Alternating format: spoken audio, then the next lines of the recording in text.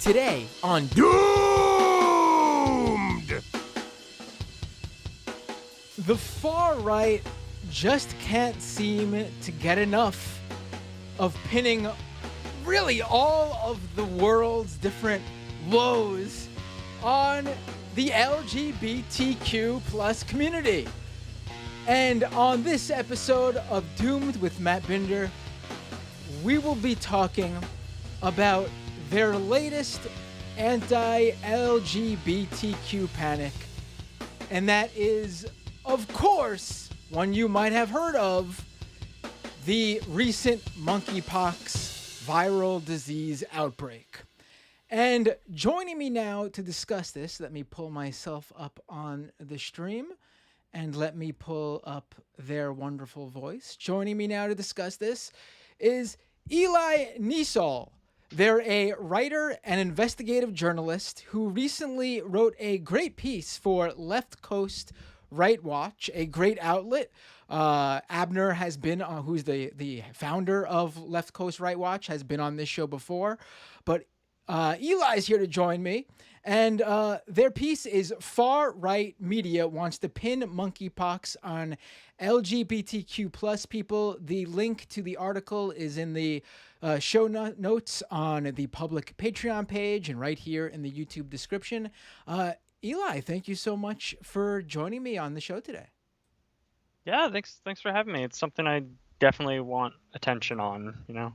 Oh, no, absolutely, because this is something, you know, I feel like this is something that we are, maybe if you're like in the bubble, like the political or current news, current events bubble, you might be, have heard what's going on. But I think even if you are in that bubble, you are early on this, sadly. I mean, maybe, hopefully, the medical community and the public officials who are responsible, the White House, Biden administration, who are responsible for trying to tamp down the spread of, frankly, any sort of outbreak, get on top of this, and we won't have to, we'll eat our words on this show in terms of it getting worse. But I think it's going to get worse, not just the outbreak I'm talking about, but the anti-LGBTQ rhetoric around this. I think, imagine all of the horrible things that happened in terms of misinformation, disinformation around the vaccines and where it originated from in terms of the last outbreak, the pandemic we are still in, COVID-19, and amplify it tenfold, because you're going to combine literally all the very worst we've seen in this anti-gay, anti-LGBTQ, transphobic, homophobic panic we've been seeing that's having a revival. Amplify all that COVID stuff with all of that, and we are going to have literally a tornado of all the worst horrible shit that the right could come up with thrown at us in one little news package. No, yeah, the image that comes to mind is just someone pouring an entire bottle of whiskey into a blender and then an entire bottle of vodka and saying, here, this is the news. Yeah, I mean, I don't even drink, but I know what you're talking about. I can imagine. So let's start with this piece. So straight up, I guess, what do we know? So people who aren't in, I think monkeypox, interestingly, has not really broken through to the mainstream, which is dangerous, because that means that this misinformation has time to fester as the first bit of monkeypox news. People's introduction to monkeypox will be, unfortunately, I think, based on this disinformation around, the LGBTQ community. So, to start us off, what is monkeypox? I'm not a doctor, so I don't want to linger on that too long, but it's basically a virus that spreads from skin-to-skin contact or close contact or contact with infected surfaces. It's not an STD. It's just just a good old-fashioned pox, you know? Right. And by that, and I'm not looking to get into the medical. I could easily have a medical doctor. I just wanted you gave me exactly actually what I was asking here in terms of like, how it spreads, what it is at its very foundation, and when you mean a good old fashioned pox, like, unlike COVID, for example, and much like I guess the chicken pox, that people are probably most familiar of when we think of a pox, there are visible like lesions on people's face, like almost like from what I've seen, like a really bad, I guess, cold sores, like that sort of form on you could form on your face or elsewhere. Yeah, it seems like it's really hard to miss. And I think right now it's not clear if it can transmit from asymptomatic people who are infected. But I don't know that it is either. It's just up in the air. Right. There's a So lot it's we don't know about this because yeah, that's the thing. while monkeypox has versions of monkeypox has spread elsewhere, like Africa, for example, for many years. I was reading that this specific strain is different. It's spreading different. It's acting different. It's in the same family, like COVID-19 and all the other COVIDs before it. It's a different particular strain, and even with COVID, we get specific strains of COVID-19. So we have a specific strain here in the U.S. now that is starting to spread, and the right has jumped on it based on, unfortunately, why don't you tell us why the right has jumped on this? Because I think everyone knows where this is going. Because it was first detected in a lot of big MSM communities, which is short for men who have sex with men, and people who don't identify with men are part of those communities as well. Technically, you should say people who have sex with men, but we'll just go with men who have sex with men because that's the community's name. Right. And yeah, it did spread. There's data that shows that it spread at 2 MSM festivals, or otherwise LGBTQ plus friendly festivals in Europe. I don't know that much detail about the festivals because it doesn't really matter that much. That's just where they first got introduced to a lot of international populations. Right. Now, it's important, I think, to also mention, like specifically, like you said, transgender people, gay people, also bisexual people. That's why it's called, men who have sex with men, and it's seems like that. Yes, it seems like it is prevalent in those communities. But in your article, you actually pulled great information as to why it seems that way. Like, without a doubt, I think the medical community is worried about these specific communities because they are focusing on these communities when it comes to like prevention in terms of a monkeypox vaccine and getting people vaccinated. But in your article, you pulled some interesting information about it's prevalent because of the history of of gay people just happening to take care of themselves better in terms of regularly testing themselves due to infectious diseases that came prior. Yeah, like you can't go into any health clinic that serves LGBTQ plus people without having a litany of warnings and reminders to test if you see symptoms or if anything's weird or if you have sex with someone new, like make sure everything's on the up and up. It's probably one of the most in the US especially where sex ed is something that's just keeps getting gutted. Different conversation, but to note. Like queer communities are definitely the best informed when it comes to safe sex, I think. Right.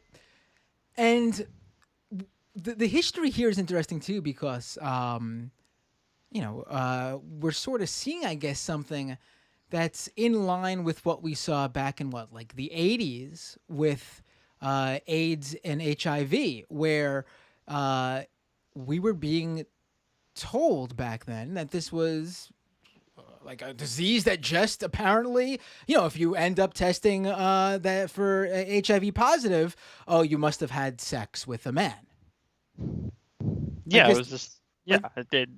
it caught on primarily because of this myth of patient zero out of California, um, where they assumed all these cases came to him. It came from him just because he was connected to people who had HIV, but HIV was spreading regardless of this single gay guy. It's just where they happened to find correlations and outbreaks. Right.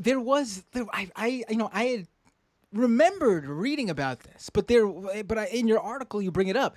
There was a single gay person, Gaetan Dugas. I'm sorry if I'm messing up their name.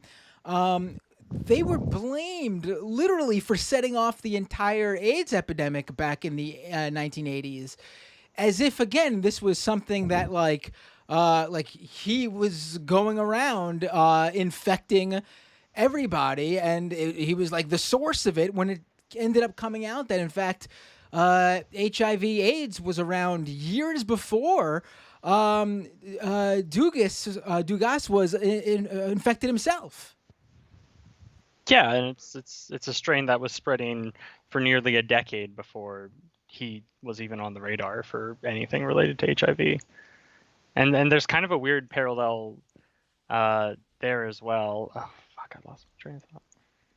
No, it's all good. No, the parallel there is also that like we are seeing right now in online circles, the far right is basically discussing monkeypox, and you know what? They're quite successful at doing this because it's spreading to the mainstream too, as you also lay out in your piece. Monkeypox is being viewed basically as something that can only infect people who are men having sex with other men, and gay people, bi people, transgender people, and it's just not true. I mean, the idea that there is this viral infectious disease that's going around that only can spread through sex, i.e. an STD. I mean, there are diseases like that. It's not monkeypox. Yeah, it's kind of like if they tried to frame a cold as something that you could only get by touching tips. Yeah, I mean, I mean, it's astounding because I have some of these, and you have them in your you have them in your. I'm gonna pull the pull this up on the screen. You have these linked in your piece. This is right here. Give me 1 second to pull it up. I'm gonna get myself in the screen too while I'm there. All right, so you have here. This is in the Daily Caller. A headline: Monkeypox outbreak appears to be driven by gay sex, health authorities say. Now I gotta hand it to the Daily Caller for hedging really hard there with the word appears. So they're technically, in the most generous of terms, safe when compared to some of the other people and outlets I will show that you pointed in your piece. But I mean, again, it's not driven by gay sex. What we know so far is that it is something that is spread through contact. Obviously, bodily fluid contact has a greater chance of of you passing monkeypox to someone or you getting monkeypox. So that would include bodily fluid swapping via sex. Probably one of the best ways, obviously, to swap bodily fluids. So yeah, it does, pass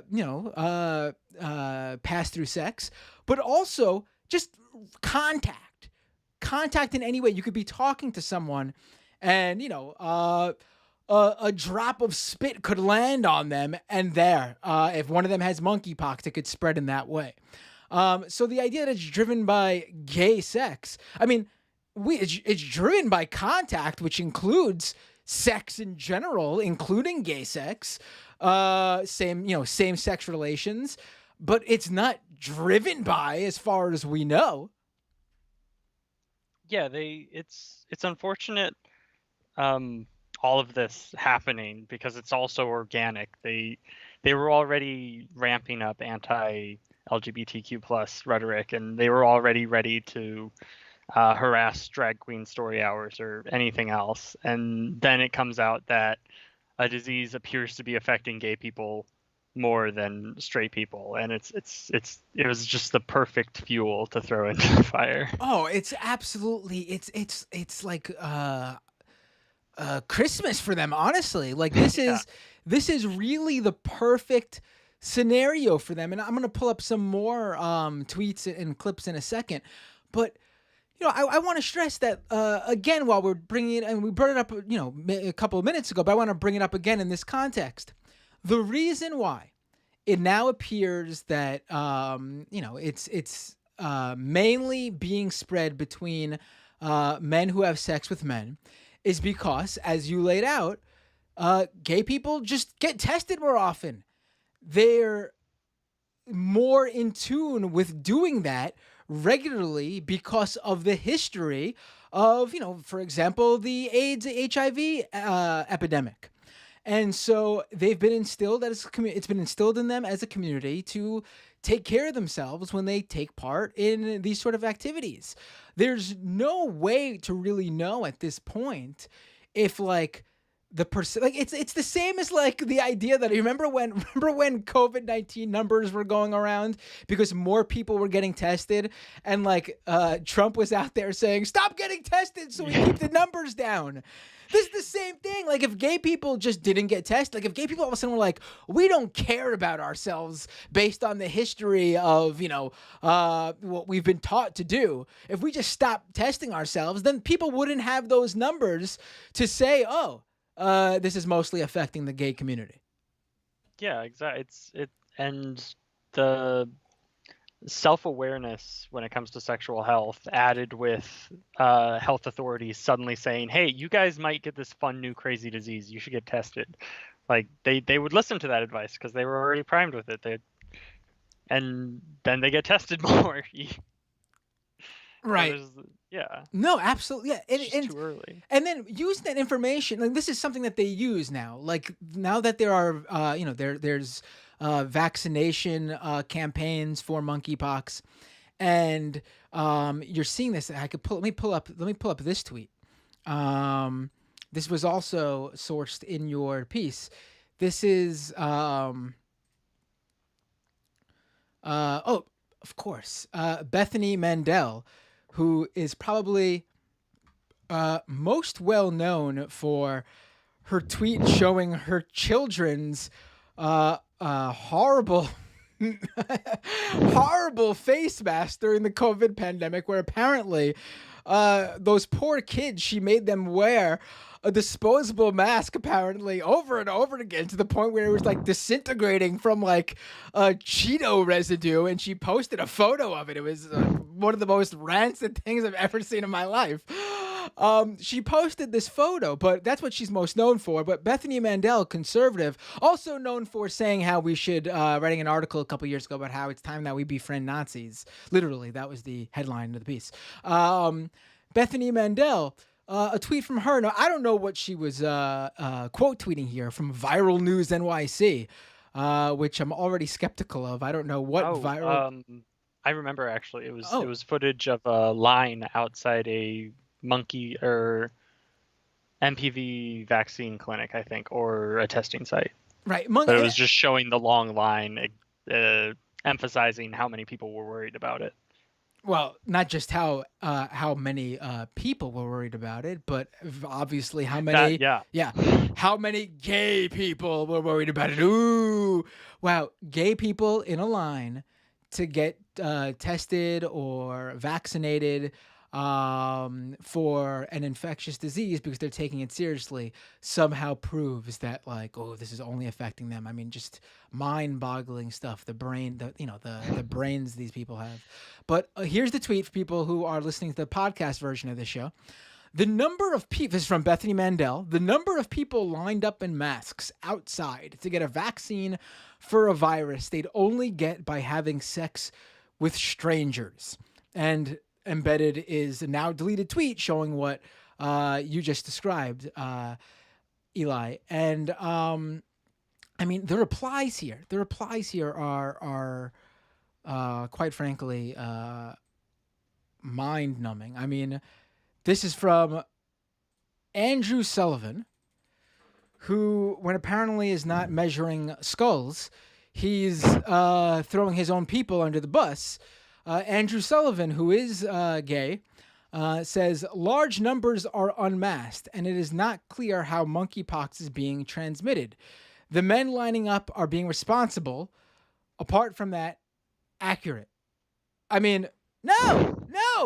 Apart from that, I mean, first of all, apart from the majority of your tweet, accurate. But even that part, Andrew Sullivan is calling accurate, not accurate. Like the idea that the medical community would act on the information they have, and the information they have is based on the people who are going out and getting tested, that this seems to, based on those who are getting tested, mostly be affecting the men who have sex with men, does not at all translate to what Bethany Mandel was saying, that they only get it by having sex with strangers. No. If two gay men could be in a loving, monogamous relationship. One of them goes somewhere talking with, goes out for lunch with a group of friends. One of them has monkeypox, says something, a little bit of spit flies into the other person's mouth or into their drink or food, and they get infected that way. That's not only you get by having sex with strangers. I mean, it's absurd on its face for these people to be acting like this. Yeah, it's a death by degrees. So they start by framing it as something that's only being spread by sex. And if it's only being spread by sex, then all these gay people deserve it because they're choosing to have weird sex, and we don't like weird sex. Right, and let's now get to what I think, and you brought up too a few minutes ago, the real, like the Christmas package that they've woken up to. It's the perfect. Inside is exactly what they want. Probably, I don't know, AR-15 or something with a nice little bow. This is their version of that. Waking up Christmas morning and seeing that. They are tying this into their whole groomer, scare tactics, and gay people have to be pedophiles. We've seen this with the, stemming from the bill in Florida, where you can't talk about a sexual orientation or gender identity if you're a teacher to your students in Florida, stemming to, what are some other, help me out here, Eli, what are some other anti-LGBTQ campaigns we've seen in recent months? It's all been just a slow escalation, which is what works, because if you get the little corner in the door, then you can push the rest of the wedge through.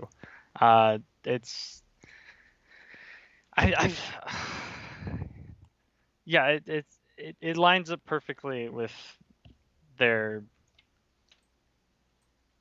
whole narrative around monkeypox as well, and just I'm sorry, I'm totally out of words, but no, okay, I mean, I'm trying to think of examples too, and there's here's many one. other terrible things. The whole scare campaign around like drag queen story hour at libraries, family friendly drag shows, literally anything involving anything that would traditionally be connected to like the LGBTQ community, like literally just cross-dressing, like something that's been done in like theater and in Hollywood for decades and generations, that frankly aren't even like necessarily connected to being to gay people. Like there have been plenty of straight performers throughout history who've cross-dressed. I mean, hell, in like William Shakespeare's era, the men had to dress like women to play the female roles because women weren't allowed to act in the theater. Yeah, I know. It's a distortion of reality on like the basis of terms. That's all they're doing is completely rewriting things so that they can put whatever they want into the blank space. Right, right. It's not so much. I always say like in the words incredible or unbelievable just to like share my like outrage because it just seems like words that fit. Like even if like it doesn't like even if it's not unbelievable or out of the ordinary, but like I don't even want to use that. I don't because it's something we're seeing. Right before we went live, we were talking about how we really seem to have gone back in time. Like I was born in the mid to late 80s. I was born in 1986. And I was a child during that era, so I don't remember these things. But I recall growing up in the 90s and how just a normal, normal, words for people to sort of belittle someone else was just to call someone gay or a homo. The F word was constantly thrown around. People calling each other, fags. It was just like horrible. People, it was just normal. It was I remember people who I knew who Yeah. were not conservative, not right wingers. These were just terms that like young people used, even like who were like would be considered progressives of the 90s or liberals or whatever. Just a lot of people used these terms then, and even then it was like I just something always felt off about it to me. But as time went on, even that became like we progressed to a time where like, no, this is not cool, not good to use. And like I feel like then we get into like the early 2000s and Yeah, like which is where I started growing up. right, and like there as like the push for like equality in like marriage, like same-sex marriage was starting to gain traction. So like you got the hate campaigns really getting really loud then. But then I feel like we hit like 2010 to like the mid 2010s, like say to like 2015, 2016, and it's like wow, we really like progressed a lot. Like same-sex marriage equality became like just like law of the land. More and more polling comes out that constantly shows that the vast majority of Americans, even Republicans, are fine with these, with same-sex marriage, and most, I would say, LGB issues, and I think this is the one area where it's you have to exclude the T. I always say don't do that anywhere else, but here I think you have to because this is one area where no, we were never close to being okay. Like where we were getting more, the world, at least here in the United States, was getting more accepting of gay people, lesbians, and bi people, but I don't think we ever got there with the transgender community, sadly. And now I feel like everything that we progressed on, whatever wins we had, are just quickly going back in time. And like I feel like if we're not at the 80s yet with the whole gay panic with like HIV/AIDS, then we're pretty damn close with like the whole groomer rhetoric and any sort of gay teacher just mentioning they have like they're in like a same-sex relationship when like a student questions, hey, why is there like your family photo like two men or two women with their kids, and they have to just explain, oh, I have a same-sex partner. That all of a sudden is being, you're grooming your students, or it's pedophilia. It's mind-boggling to me that that the right has succeeded in taking us back in time here, and to bring it back to what we're talking about. I mean, look at this tweet from friggin' shouldn't be shocking who it is, but it's still, the tweet itself is still unbelievably gross. Marjorie Taylor Greene here. Ba ba ba ba ba. Air horn noises. Yeah, I know. Marjorie Taylor Greene embedding a video from the director of the CDC. I believe this is here, I could just play the clip really quick. I'm not sure if you'll hear it on your end, Eli, but it's a short clip. I'm just going to play it really quick for the audience. Give me 1 second to play it.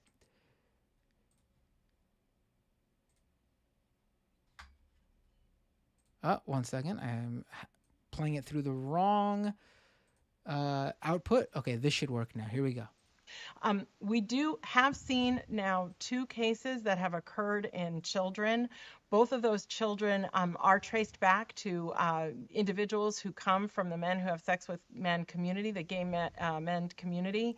And so when we have seen those cases in children, they have generally been what I call adjacent to the community most at risk. Okay, now, first of all, I think this is another case. Now, not trying to pass the blame here, but I feel like we saw something very similar very recently with COVID, where the official framing, the communication from the public health officials like the CDC, horrendous. And I think we are continuing that here, sadly, to, quite frankly, the country's dismay. I know what she's talking about. Michelle P. Walensky, the director of CDC. I know exactly what the words she's saying mean. They're not communicating in the most clear way possible to the public. And what she means when she says these 2 children who have been tested and found to have been infected with have monkeypox, she needs to be clear exactly what she means when she says how they're connected to these men who have sex with members of the community. What she means is these kids have gay parents. Like, and of course, someone like Marjorie Taylor Greene, or gay family members of some sort that they visit, live with, saw recently. These are their family members, people who take care of them in some way, shape, or form. And by not being clear here, people like Marjorie Taylor Greene are going to do this anyway. But she's sort of leaving an opening, in my personal opinion, for people like Marjorie Taylor Greene to say this horrible line here. If monkeypox is a sexually transmitted disease, why are kids getting it? Oh my God. What? Yeah. Yeah, go ahead, Eli. Yeah, no, they get the wedge in the door with it's a sexual disease, and then they move it on to then why are if that's true, if that fake little piece of reality is true, then what about this? It's the breadcrumb. Right. So let's parse here what Marjorie Taylor Greene is saying, to be clear for everyone watching. If monkeypox is a sexually transmitted disease, it is not. It is not an STD. In no way, shape, or form is it an STD. You can get it by not having sex at all. And then by her saying that, though, and then framing it, why are kids getting it? Again, to be completely clear as to what Marjorie Taylor Greene is saying, this is not a dog whistle to her audience. This is friggin' like an air horn. You want to do me the honors, Eli, like you did before? This is an air horn. Friggin', she's literally putting amplification to her face and saying, they are grooming kids. They're pedophiles. They are literally having sex with children. That's what Marjorie Taylor Greene is saying. It's disgusting. It's bullshit. And quite frankly, if that's what was going on, I mean, the story would not be, oh, these kids have monkeypox. There would be a national story about a situation where 2 children were raped, because that's what it is. If children have sex, that's not sex. They don't have sex. They get raped. But that's not what's going on here.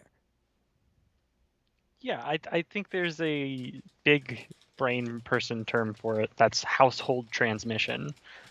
And if the CDC isn't willing to use wording that's precise enough to prevent Marjorie Taylor Greene or other shitbags of her nature from misinterpreting their statements and then directing it into stigmatization and hate, then they shouldn't mention the details at all. They should just say, hey, these are the numbers, and then move on.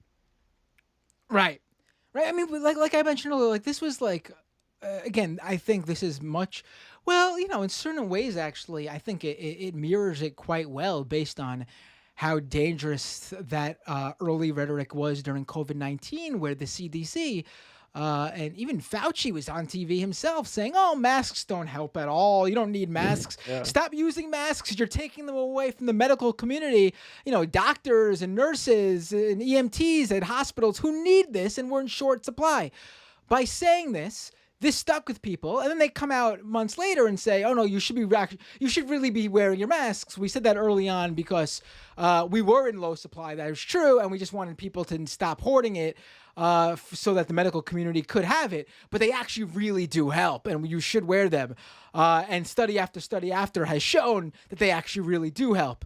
Like, this is like, obviously this isn't attacking a marginalized community in the same way as this monkeypox disinformation is, but it really is like a perfect mirror of like how public health officials are just unprepared still after going through 2 years of this shit with misinformation and anti-vaxxer rhetoric flying.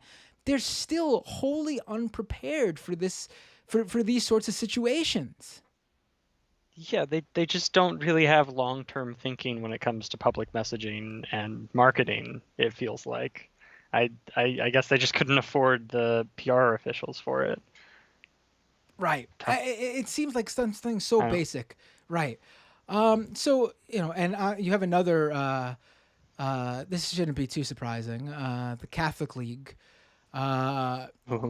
with this is really something else. I guess I got one more screen share here so people could see this on the feed. Again, I'll read the, jeez. They put out a statement monkeying around with monkeypox, and behind those words is the rainbow flag, and then the title of the the subheader is "Gay role in monkeypox is serious."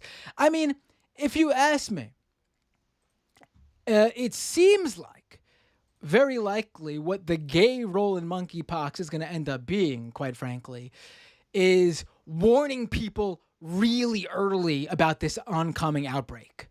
I mean, that seems like what the gay role in monkeypox is going to end up being. Yeah, no, I absolutely agree. Like,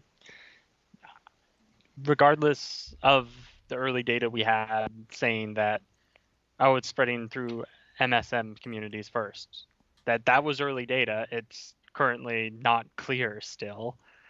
But the LGBTQ community immediately picked up on that. There's like, okay, this is something that's going to affect everyone. So let's get ahead of it and get messaging out to everyone. And they have been like just talking to everybody about it that will listen. Right. And I just saw this in your piece. I remember. I don't have the newsletter link up, but I remember.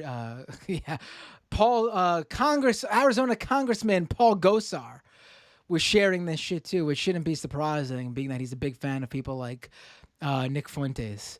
But yeah, this is. I think anyone who's paying attention now is going to be so far ahead of where this is going, and I really do hope that this conversation we're having ends up being just like a snapshot in time, and the story is more, the right tried to blame gay people for this outbreak, and they had their small moment of sharing this disinformation, but it didn't really go anywhere because the outbreak wasn't long for the world.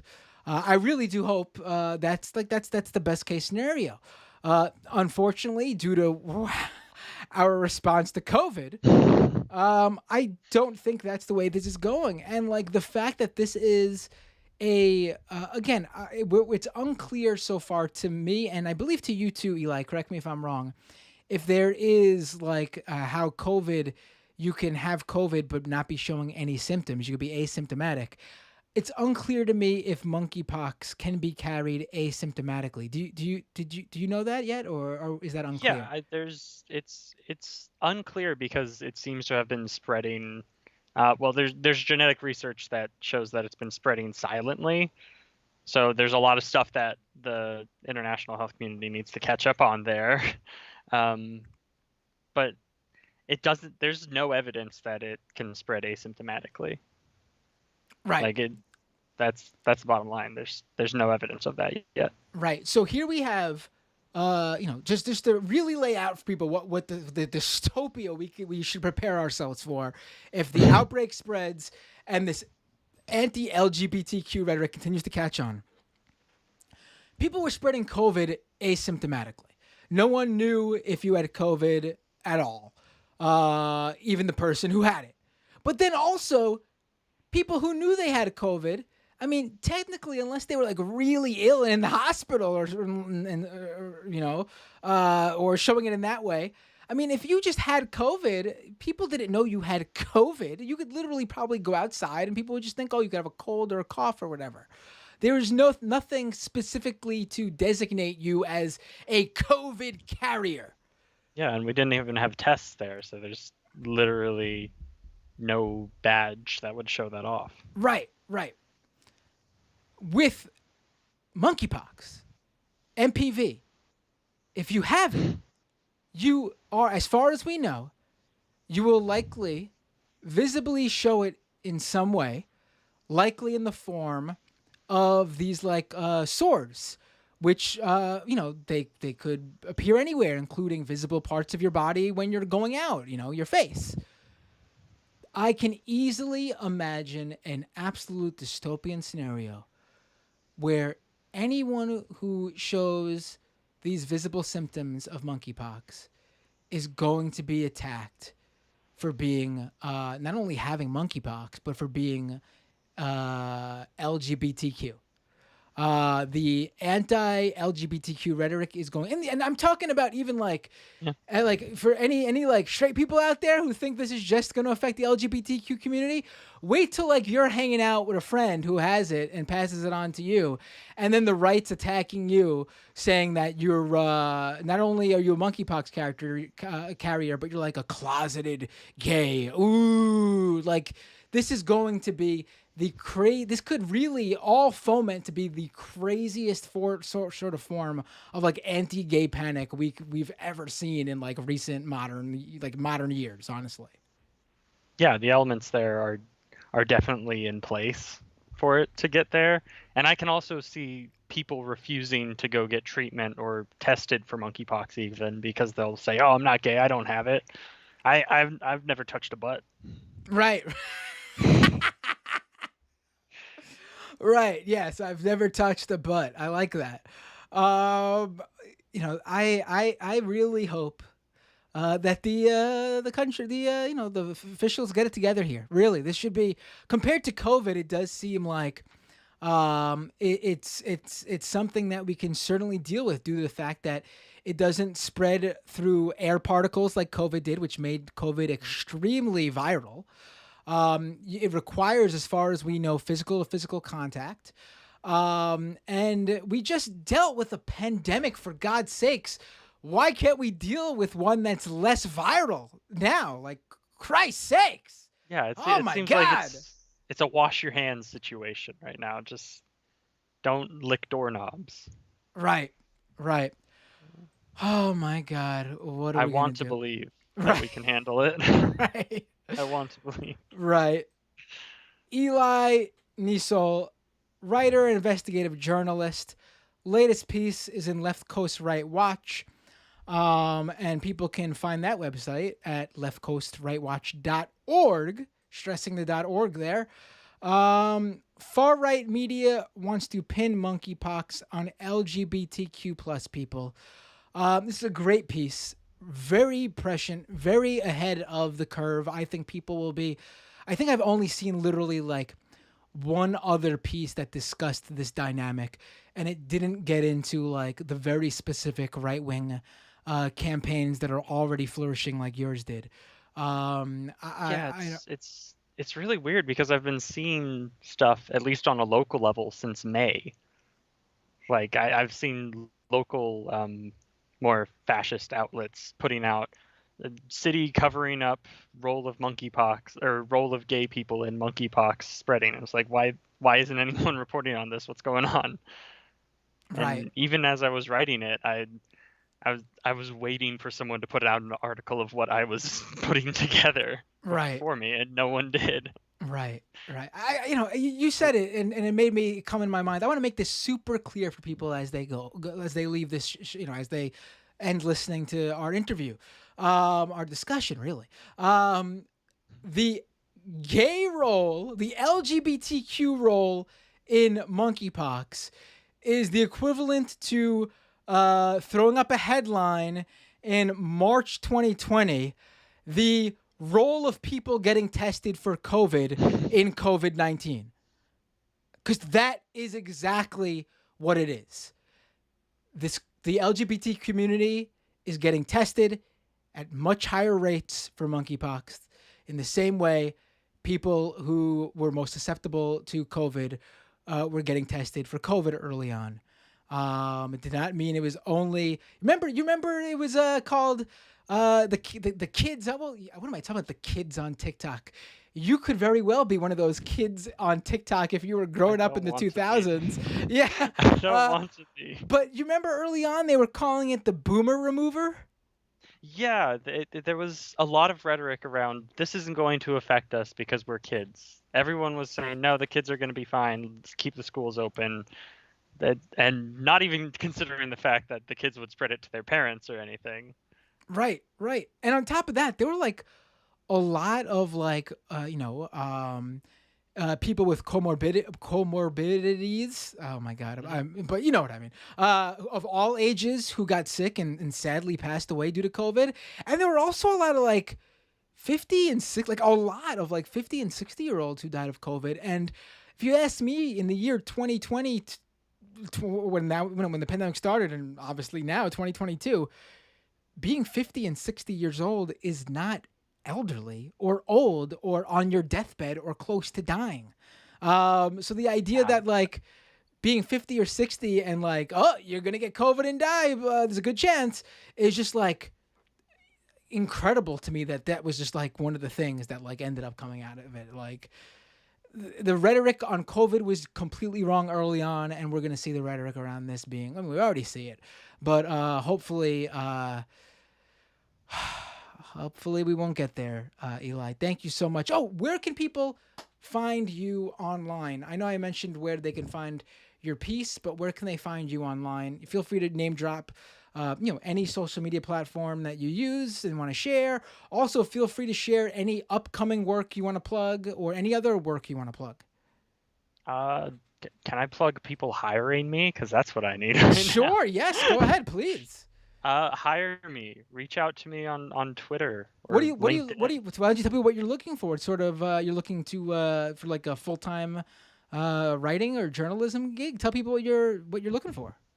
Look, I will mow your lawn, but I would prefer to write and research on things that I care about. That involves a lot of history or current politics or current news, local events in Nevada or anything like that. I stay busy.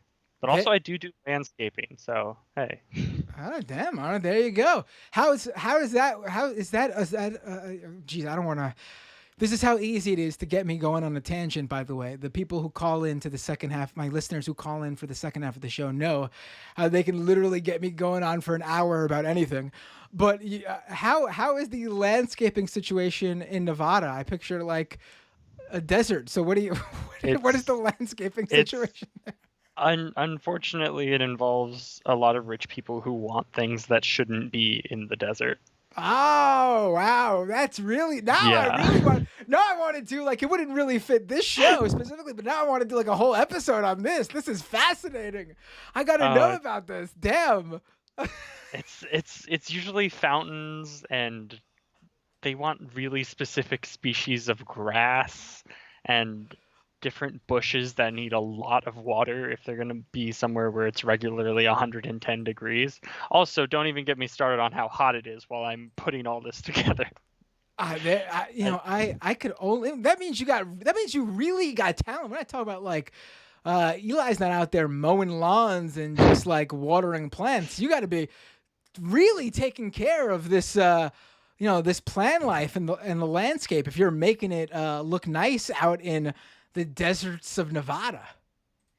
Yeah, I try to push people towards stuff that uses less water. I'm not really an expert on landscaping or anything, so I don't want this to turn into an interview about that. But usually I'm just flying by the seat of my pants. Like people tell me what they want, and then I'll research it, and that's just fun for me, honestly. I don't charge a lot. I don't have like a company or anything. I just when people say they need help with stuff, I'm like, hey, I'm there. There you go. I love it. Everyone, check out Eli Knesol online and check out their pieces and their articles and literally send Eli some. I mean, I can't attest to the landscaping stuff, but I can only take your word for it. But I can attest to your writing and your journalism work. I thought it was a great piece. Thank you so much for joining me tonight on the show. Yeah, thank you for having me, and tell everyone to follow my tweets too. I love tweeting. There you go. I linked it too in the description, so everyone go check that out. Have a great night, Eli. Take care. You too. Thank you very much. Bye. Take it easy. All right, ladies and gentlemen, don't go anywhere. We are going to go to the second half of the show where I will be taking your calls, you reading your super chats, reading your Twitch subscription chats, all that fun stuff. But before we do that, some quick plugs. Patreon.com/Matt Binder to support this show. Literally cannot do this without my patrons. My patrons help the show grow, and in turn helps me do not even just like do more work. Literally, like I think one of the biggest issues, and I'm being upfront with you guys, is that we're doing the work here.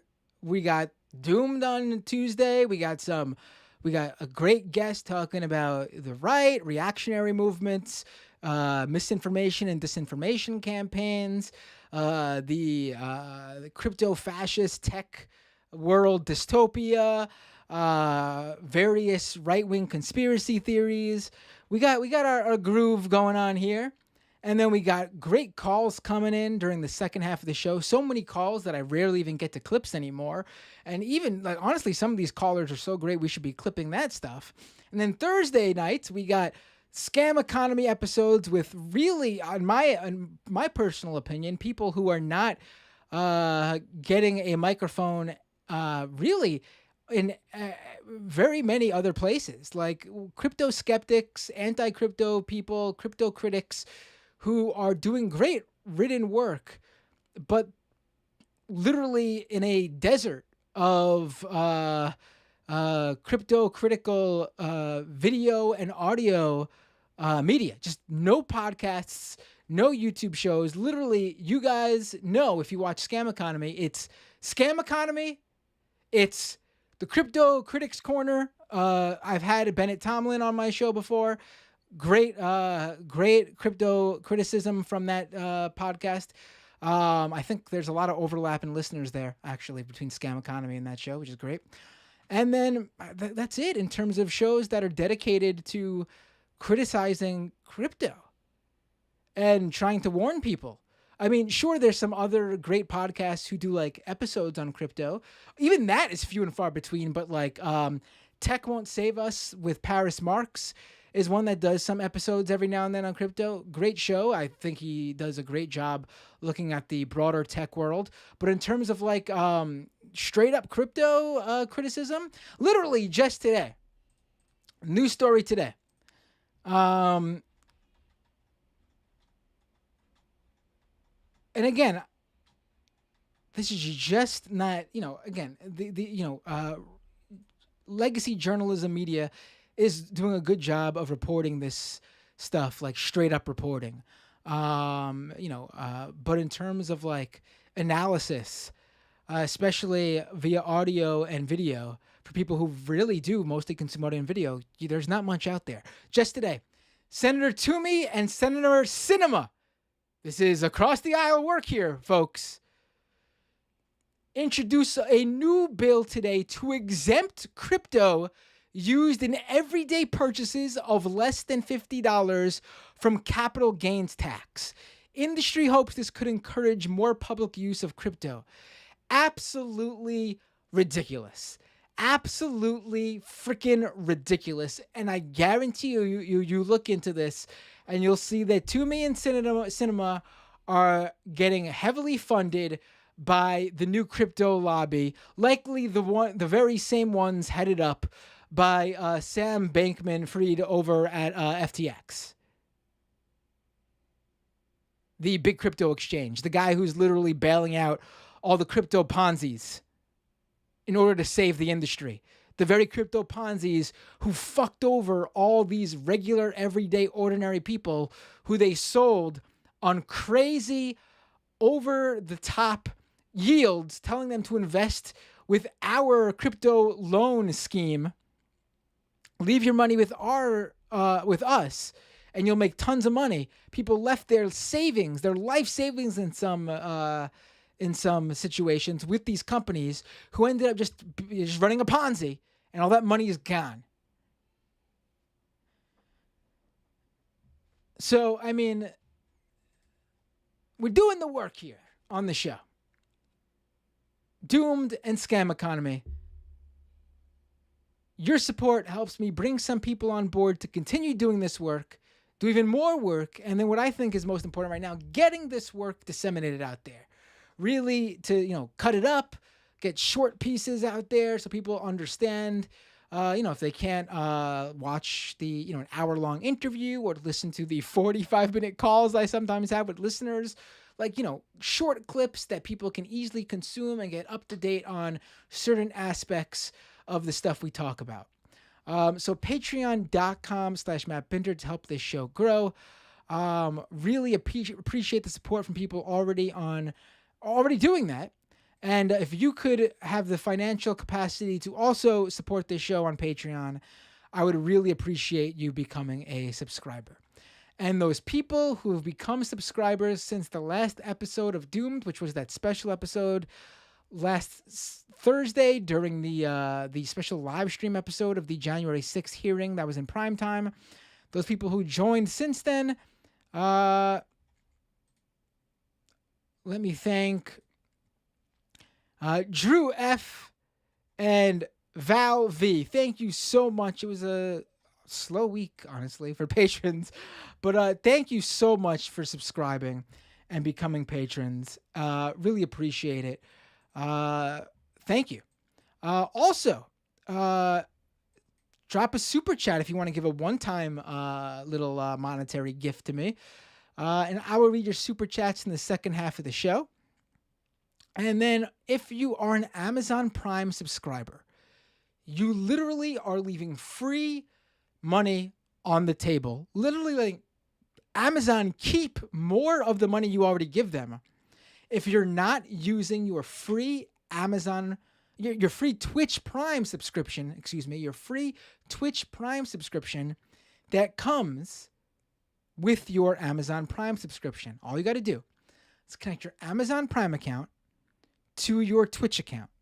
And when you do that, every month Twitch gives you a free subscription that you basically can give away to your favorite Twitch subscriber. It costs you nothing extra. It's literally forcing Amazon to take a smidgen, like literally such a small percentage, but something's not better than nothing, especially when it comes, when a bunch of people come together to do it. You're forcing Amazon to part with some of the money that you give them and give it to me. Or quite frankly, if you don't want to give it to me, give it to someone you like on Twitch. Don't let it go to waste. I hope you give it to me, so I'm telling you about it, but I'd rather you give it to somebody else if you're just going to let it go to waste. And reminder, this is how Amazon gets you. You do not automatically get a renewed Twitch Prime subscription every month. Like if you subscribe to me right now, or if you subscribed to me last month, you need to check the following month and resubscribe to me. And you have to do this every month, or change your subscription, or you just use it every month manually, because the Twitch Prime subscriptions do not auto-renew. It takes a second to do. It really is not hard. I will thank those folks in the Oh, you know what? I'll thank the people really quick just now. Slick Slippy, subscriber Prime. Valinova just gave out 5 community gift subs. Thank you. Dude Doctor, resubscribe at Prime. Subscriber for 2 months. Thank you. Loki4191, subscribe at Prime. Thank you so much. Eagle Left, subscribe at Prime. Thank you so much. Dragon Rider 162, subscribe at Prime. Thank you so much. Colin Grow, subscribe at Prime. Devin092688 gave out 2 community gift subs and subscribe at Prime. Thank you so much. Choose the Left, subscribe at Prime. Super Wide Laces, subscribe at Prime. Rude Dog 2525 gave out a community gift sub. Serious Business, a tier 1 Twitch subscriber. This is not Prime, a paid Twitch subscriber. 9 months in a row. Thank you so much, Serious Business. Valinova gave out 5 community gift subs. Rebel Without a Cause, subscriber Prime. Subscriber for 8 months. Thank you so much. Dan Wally, subscribed tier 1 3 months in a row. Nug Wrangler, subscriber Prime. Subscriber for 8 months. Amused Mob, subscriber Prime. Resubscribe at Prime. Subscriber for 5 months. These are people who subscribed since the last episode of the show on Twitch. Thank you so much. And Ponderosapine just now getting in a resubscribed 1 month tier 1 subscriber for 7 months. Can't think of anything funny to say. Just want to be a part of the hype train. And with that Twitch subscription, there's a hype train going on right now over on Twitch, twitch.tv/MattBinder. Doomedcast.com for the podcast version of the show. What else?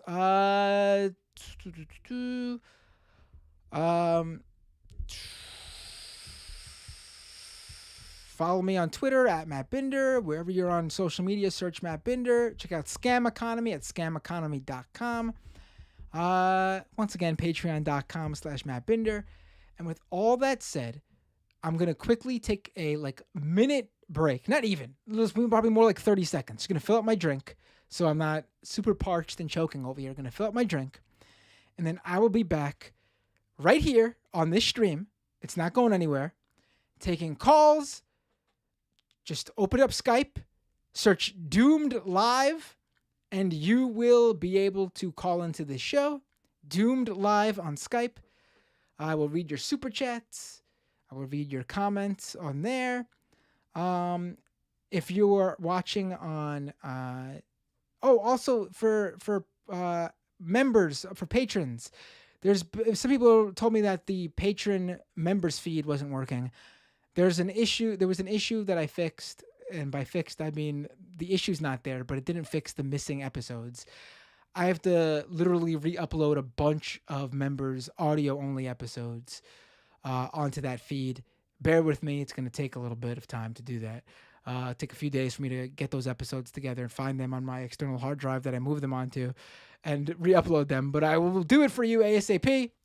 And that's where you get to listen to the audio for the second half of the show. If you're watching on a live stream, you can stick around. You don't have to go anywhere. You're not going to get cut off. If you're listening to the audio-only free version of the podcast, the first half with the interview, this is where I say goodbye to you, and I will see you all next time on Doomed.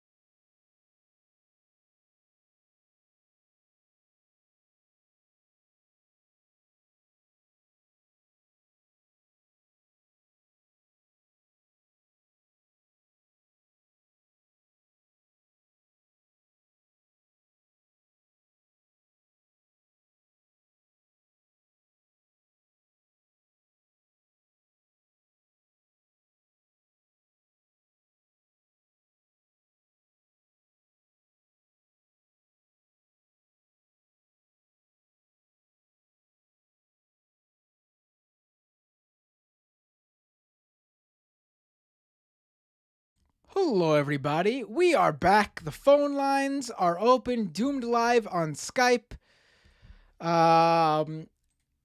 Feel free to call in. I will take your calls. Let's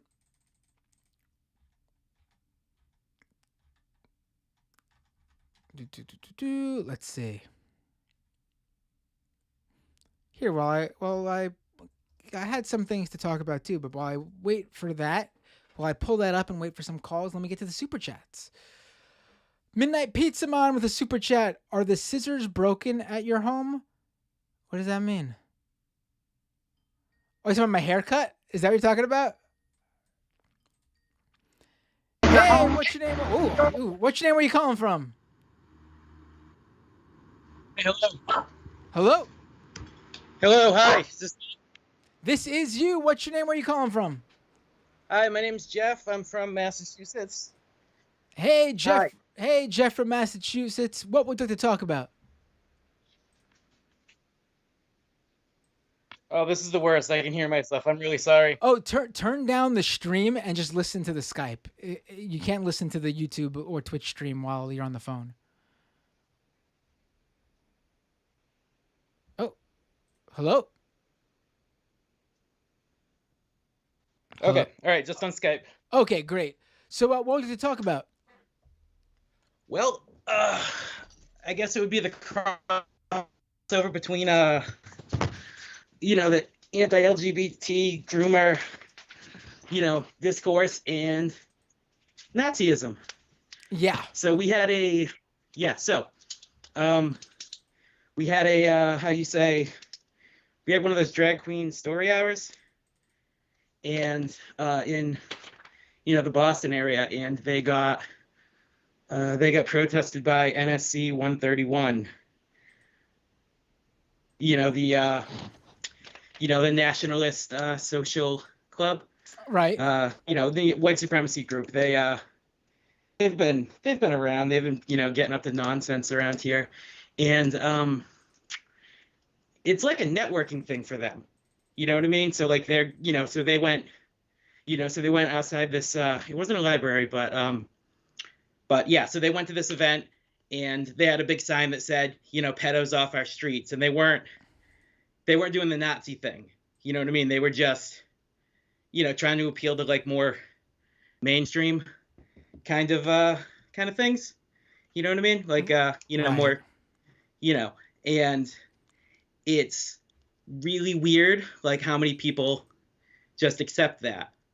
Like like local the local news stations, they'll report on it like on their Facebook pages, and there's so many people in the comments going, oh, why are they calling these guys white nationalists? It's almost like that. What was it? Everything, the whole, like they're buying into that whole everything I don't like is racist kind of thing. But like, this is definitely like a different thing. You know what I mean? Like these guys are very much racist. Like, they have, they use Nazi symbology in their marketing. It's like a thing that they do. So like, I guess what but like, it's just, there's just a startling number of people that are like, well, they hate pedophiles, so they can't be all that bad. And it's like, yeah, dude, they are all that bad. They want a white ethno state, and it seems like, they're using this, the whole libs of TikTok and, anti-groomer, this whole thing as like inroads to appeal to more people. And it's really, it looks like it's working. Oh, absolutely. No, absolutely. I mean, I don't know how mainstream it's gotten in terms of like how far reaching it is. Like it definitely is working. Like I don't know. Like I'm assuming that if you bring this up to some people, they will even the majority of people, they will have no idea what you're talking about. They're completely divorced from the discourse here. But it definitely is like I've seen just random people just bringing up how just the most bizarre shit about drag shows. that like, what are you kidding me? That's not even anything inherently involved with like what you're talking about in terms of even like someone being gay or lesbian. Cross-dressing does not mean that you're like trans or whatever. There's no direct connection in terms of where the two are linked extensively. I mean, surely, obviously, there's a link in terms of like there's connection there, but it doesn't necessarily mean that someone who cross-dresses is trans. Yet people will bring that up as if the two are interchangeable, because they're clearly divorced from this stuff. They don't know what they're talking about. They're just hearing this from right-wingers who, in my estimation, do know, but they really want to blur those lines so people think all of it is one and the same. And quite frankly, none of it's a problem at all. But for them, it's easier to just have it be one thing for them to point people's ire and anger at than them trying to convince people to be mad and angry and hate multiple different things. Yeah, absolutely. Like, you definitely get the idea that they're they're just painting with like the widest brush they can, and they're making, drag, LGBTQ, just all of it. They want to associate all of that with pedophilia, and then once again, and then we have Nazis taking advantage of that to like, make more Nazis. Right. Literally. I mean, this. That's why you called in to bring up the connection and the history here. But literally, like, the Nazis, like in Nazi Germany, knew that the best way to unite everyone behind a common cause, the easiest way to do that was to attack LGBT people first and foremost, and quite directly trans people. Like, they're always the opening, the opening attack when it comes to fascism, because it's the easiest way to, it's the easiest marginalized community to point hatred at and treat as a scapegoat, that has the greatest success in bringing people of all stripes on board to unite against that. And once you have everyone on board hating that group, you can easily start weeding out another group that everyone will be united to hate, and then easily turn on another group that everyone will be united to hate. Yeah, right on. Yeah, yes. It's thank you for calling in and bringing that up. Is there anything else you wanted to talk about? No, I mean, yeah, but like I don't have my thoughts That's all good, in order, as it were. I don't want to take up any more time. I'll try again. Maybe I'll have notes. I really did not expect you to answer. I've been trying a couple of, like, this is like the third or fourth time I've tried to call in with no luck. I did not see this coming. I was not ready. I just hit the button and was like, oh no, I'm on. You did it perfect timing. Literally, I don't have like there's no like caller list of people on hold. Literally, everyone calls in at once. Whatever Skype shows me first, which I assume would be the person who got in first, I take that call, and then everyone else. I mean, you were on the line before, waiting. Your call gets dropped, and then you got to call in again as soon as like the caller before you ends their call, and then you just gotta. It's just like pure luck. I'm sorry, but glad I got you, and glad you were first. All right, yeah, thank you. Love the show. I'll try it again. Oh yeah, definitely call in again anytime. Have a great night. Take care. You too. Take care. Bye.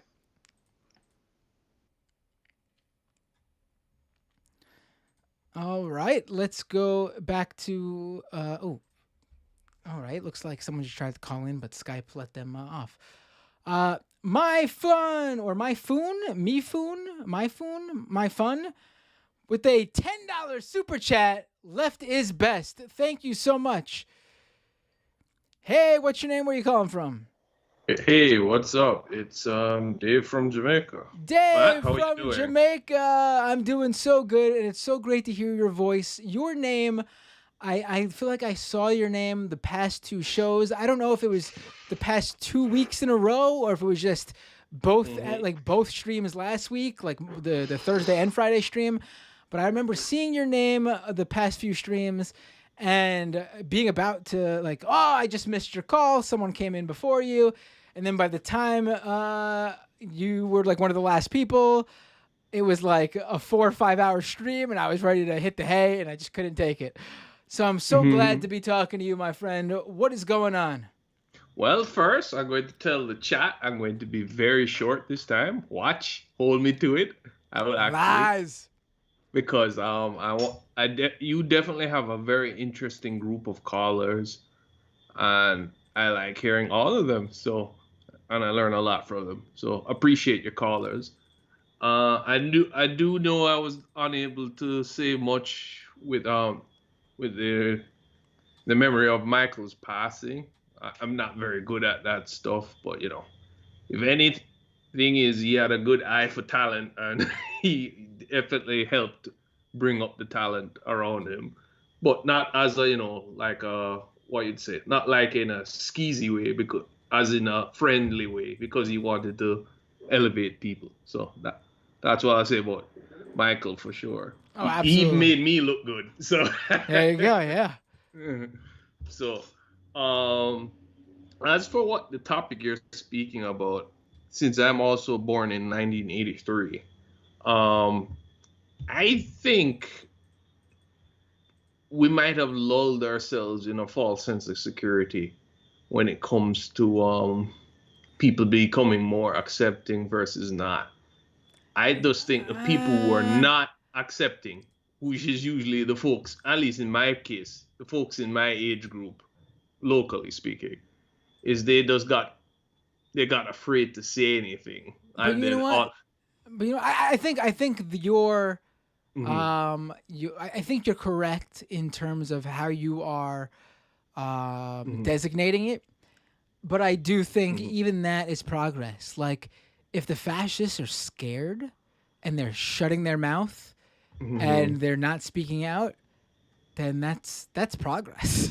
Honestly, like if the fascists are scared, that's progress. And quite frankly, we need to make fascists afraid again. Oh, I 100% agree.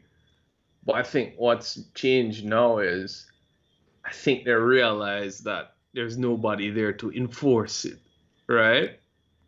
And I think that's what's changed now. That's why you're seeing them get so bold-faced now. Well, the enforcement was more around, I guess, like how they would be treated or ostracized within their own community, like within society. Like, would it hurt their jobs, their job prospects, or whatever? I don't know how that's changed. I don't know how much that's changed. If anything, I feel like one of the things that sort of hasn't gone away, at least again with gay and lesbian people, is like corporations still full-heartedly supporting like them during Pride, for example. Like they love to use that month to really wave that flag, which is what it is. I think another probably a good explanation is the rise, not necessarily in organized religion. I don't know if anybody's done any polls on it, but like spiritual type stuff, like people, because that seems to be one of the gateways into it. The anti-trans stuff. It's not just like it's not just the secular stuff. Because what I've been seeing now is like lots of religious folks, the really kooky ones, right, are becoming very more confident in just saying whatever nonsense out loud or whatever pet theories, right? I think that's probably might have what has changed. Or maybe it's hard to pinpoint, because I guess for me, the people who use the F slur and all of that stuff never really went away locally, right? It's only in the States where I saw that type of thing go on for, at least that's my personal experience. So I'm not sure what's causing the rise, but there's something that has changed. Something that has made them, as you rightly said, less afraid. Yeah, I Um, mean, without a doubt, Trump and his campaign and then his presidency, without a doubt, emboldened them. It emboldened them so much. Um, just saying, saying it how it is, and him obviously growing a huge fan base around that.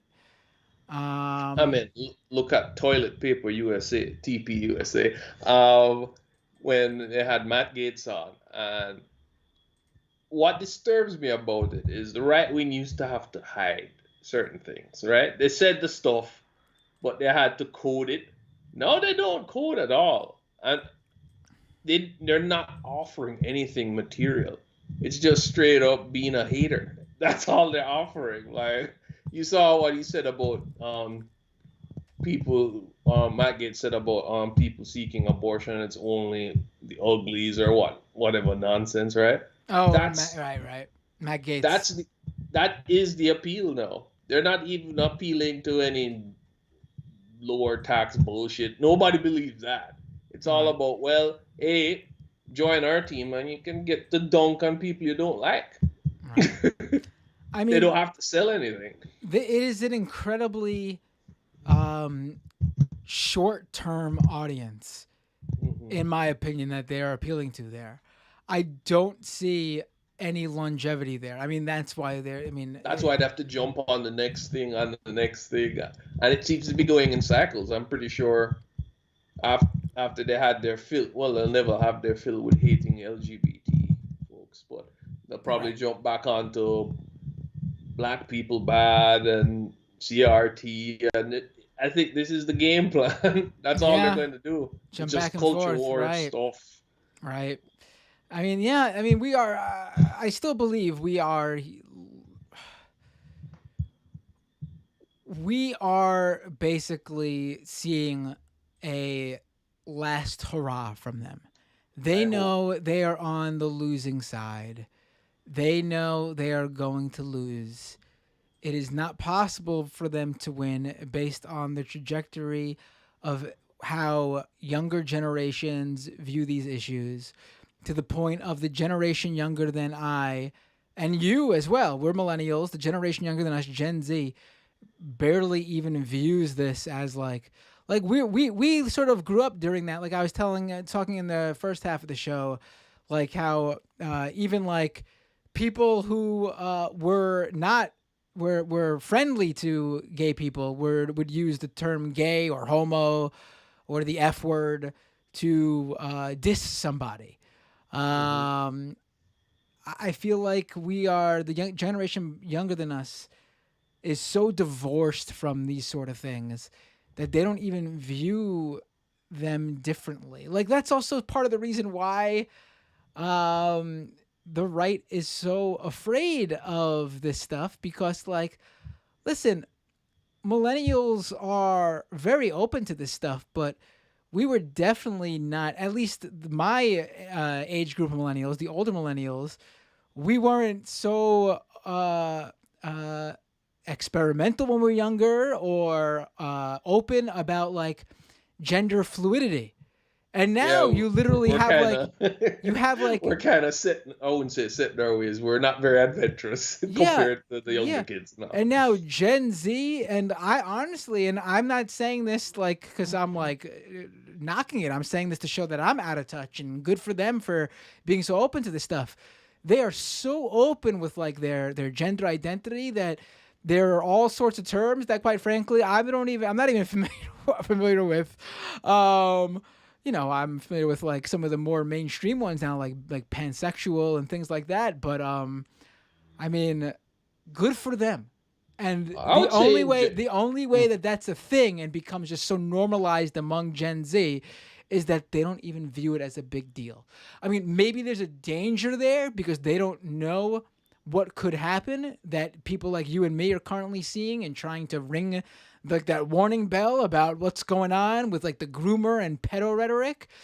But on another way to look at it though is like you're not going to change that generation's mind on this stuff. This is who they are, and it's exactly where they are, and there's no going back for them because there's no back to go to. I'll guess I'll end with this. I was working on a Kermit the Frog Bane impression. It's still ironing out the kinks, so maybe next week. But I'll end with this, say that especially as you, to echo what you said, the younger generations I'm learning a lot from, because actively they are changing my minds on certain positions.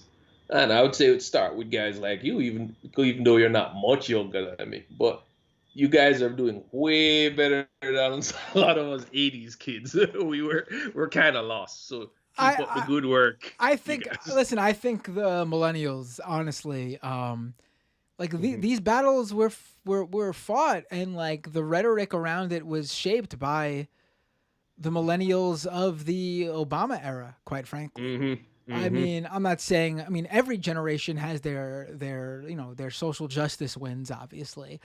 But in terms of like a lot of these like issues that are now considered like deemed as social justice warrior stuff or whatever, like that was the millennial generation. And I think it's good that Gen Z isn't there, because I think there is, like, how are you gonna fight that battle against them? I don't see it. Like the friggin' TikTok generation, you're gonna friggin' go on TikTok. Look at how open they are with this stuff and how normalized it is for them. You're gonna somehow send them back to the 80s. Have fun trying to do that. Well, thanks for taking my call, Matt. And as again, love your show, love all the MR crew. So, and chat, keep it up. I'll be listening to all you guys' calls. So keep educating me. All right, guys. Later. Thanks for the call, Dave. Always a pleasure.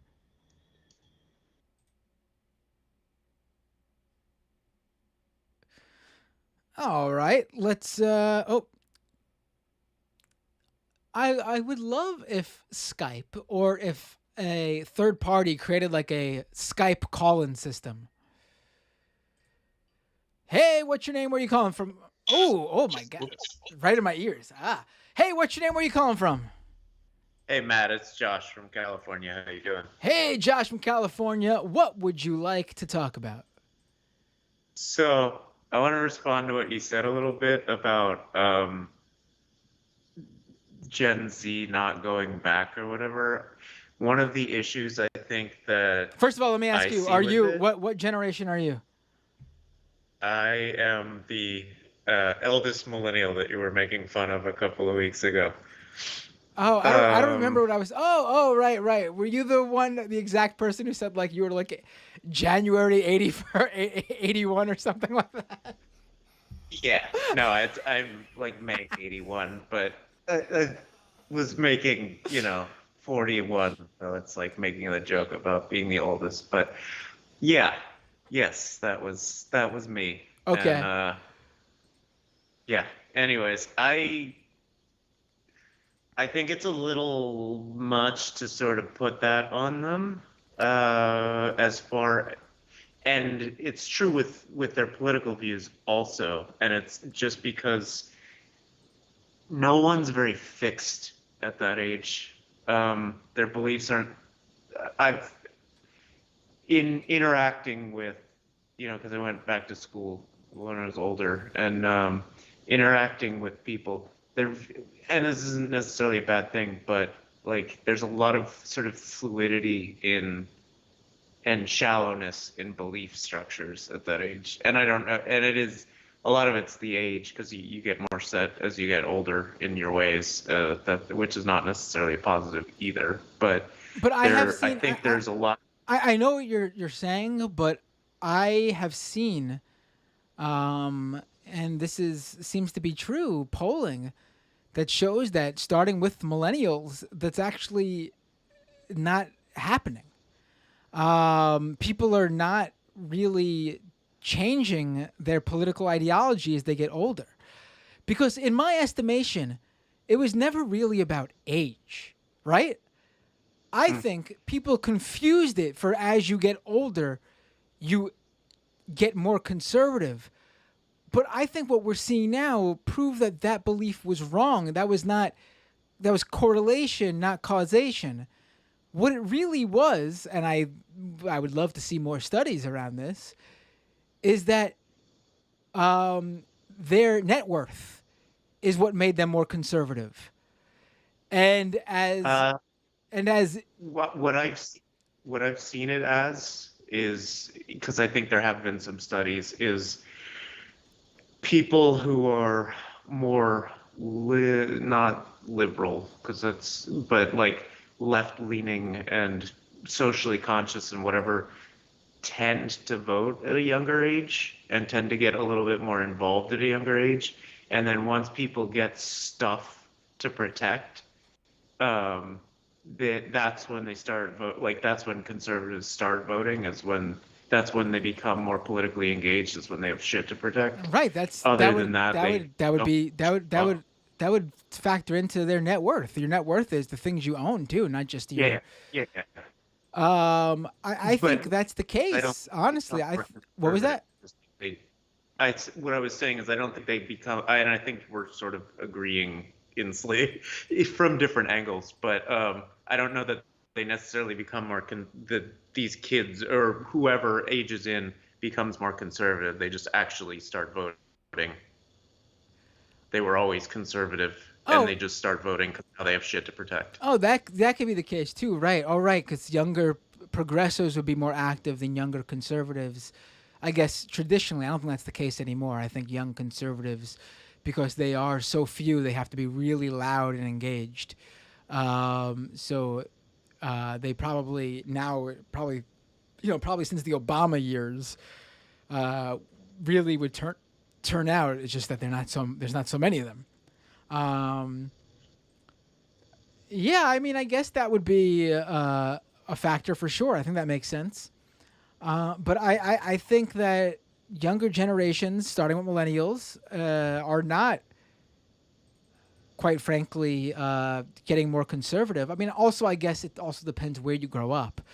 People who grow up in like a deep red estate in like the South probably have more conservative friends growing up, and they will remain or probably get even more conservative. Perhaps. Also, it probably depends on the individual there, but I would say from a broad standpoint, I don't think the younger generations are going to get more conservative. I think that trend is bucked. I don't know that they will. I think what I was sort of getting at was that, and they're a lot of their beliefs. And again, a lot of this is probably just being young or not doing any research, and I hate that term now because of all the Q people with the do your own research or whatever. But like, I think it's just the depth of, like, a lot of their views seem to be very incoherent. And that's where I worry a little bit, where it's very easily influenced. And I don't know that that's ever not been true, but it just, because everything is so, because of TikTok and YouTube and Twitter and everything, everyone putting their views out to everyone all the time now, maybe it's more obvious that the younger generation political views are completely incoherent. Like, you can't be, and I mean, and that's true of like Gen X too, where there were a lot of fiscal conservative, socially liberal. It's incoherent. You can't be both. If you're socially conservative, if you're fiscally conservative, you're socially conservative. You just don't realize it. Like, you may not openly hate gays or whatever, but the way in which you're allocating you want to allocate resources will kill minorities. That's just, that's the system that we're in. Right. That's capitalism. And that's the American version of capitalism, especially. So I don't know. That's what I don't know. I just I have a little concern about, like, this will be like when you're saying like this is going to be normal to them or whatever, like yeah, it is, but there's also just seems to be a lot of fluidity in, or because of the shallowness of the understanding of a lot of the terms, there's a lot of fluidity in points of view, and it can be very easily manipulated into, I think I'm doing this, and it's one of the critiques of like corporate wokeness or whatever, right? Where, oh, if I stand with Disney and I mean, some people are aware of it, certainly, but like where they co-opt LGBTQ positive messaging and Black History Month and Latin History Month and whatever, and also at the same time, like a lot of these food suppliers that treat the like South American and Latin American immigrants like shit, but they support Latin American History Month or whatever. And a lot of people sort of seem to buy into that propaganda where, oh, if I stand with, again, Disney's the big one, but off the top of my head, but LinkedIn does it and Google does it, all that, where they put the pride flag on their webpage. And it's like, oh, well, they're a leftist corporation. And it's like, the fuck does that even mean? Yeah. Yeah. I mean, necessarily we don't need, every young person. Well, it'd be great. I mean, we don't need every young person to be like so politically intertwined and connected to our bubble here. Frankly, they just need to, believe that in human rights and equal rights. You know what I mean? Like, I'm not looking for in a perfect world, obviously, but I'm not looking for like a bunch of like millions upon millions upon millions of left wing like Gen Z activists. If they just like believe that in the things we believe in terms of human rights and class struggle, they don't need to necessarily get the the theories behind it or be terribly active. But if they go out and vote and stand up for these things, I mean, that's enough for me, honestly. Yeah. Yeah. I mean, I guess that's true. It's just the same. When I mean think, go out and and vote, I brought mean this go out up. and vote for politicians who will fight for these things. I want to make that clear. I'm not just saying like vote blue no matter who. Yeah. Yeah, and I know you know that, and I know that, but that part of it is a little concerning where it's, again, it's just like Kristen Cinema, where she weaponizes her feminism and quirkiness and bisexuality to be still a piece of shit. Like, you can't, it's the same thing with corporations covering themselves in rainbow flags or whatever. Like, if you're still destroying the environment or building missiles or whatever to blow up brown people overseas instead of at home, like, you're still not good. Yeah. Absolutely agree with you. Absolutely agree with you. I think we're on the same page. I think maybe there's some like very small specifics we disagree with, but that's just like disagreement on like where we think things are going. It's not really in anything fundamental. Yeah. Yeah. No, I mean, I think we're in I think you're just a little more optimistic than I am, unfortunately.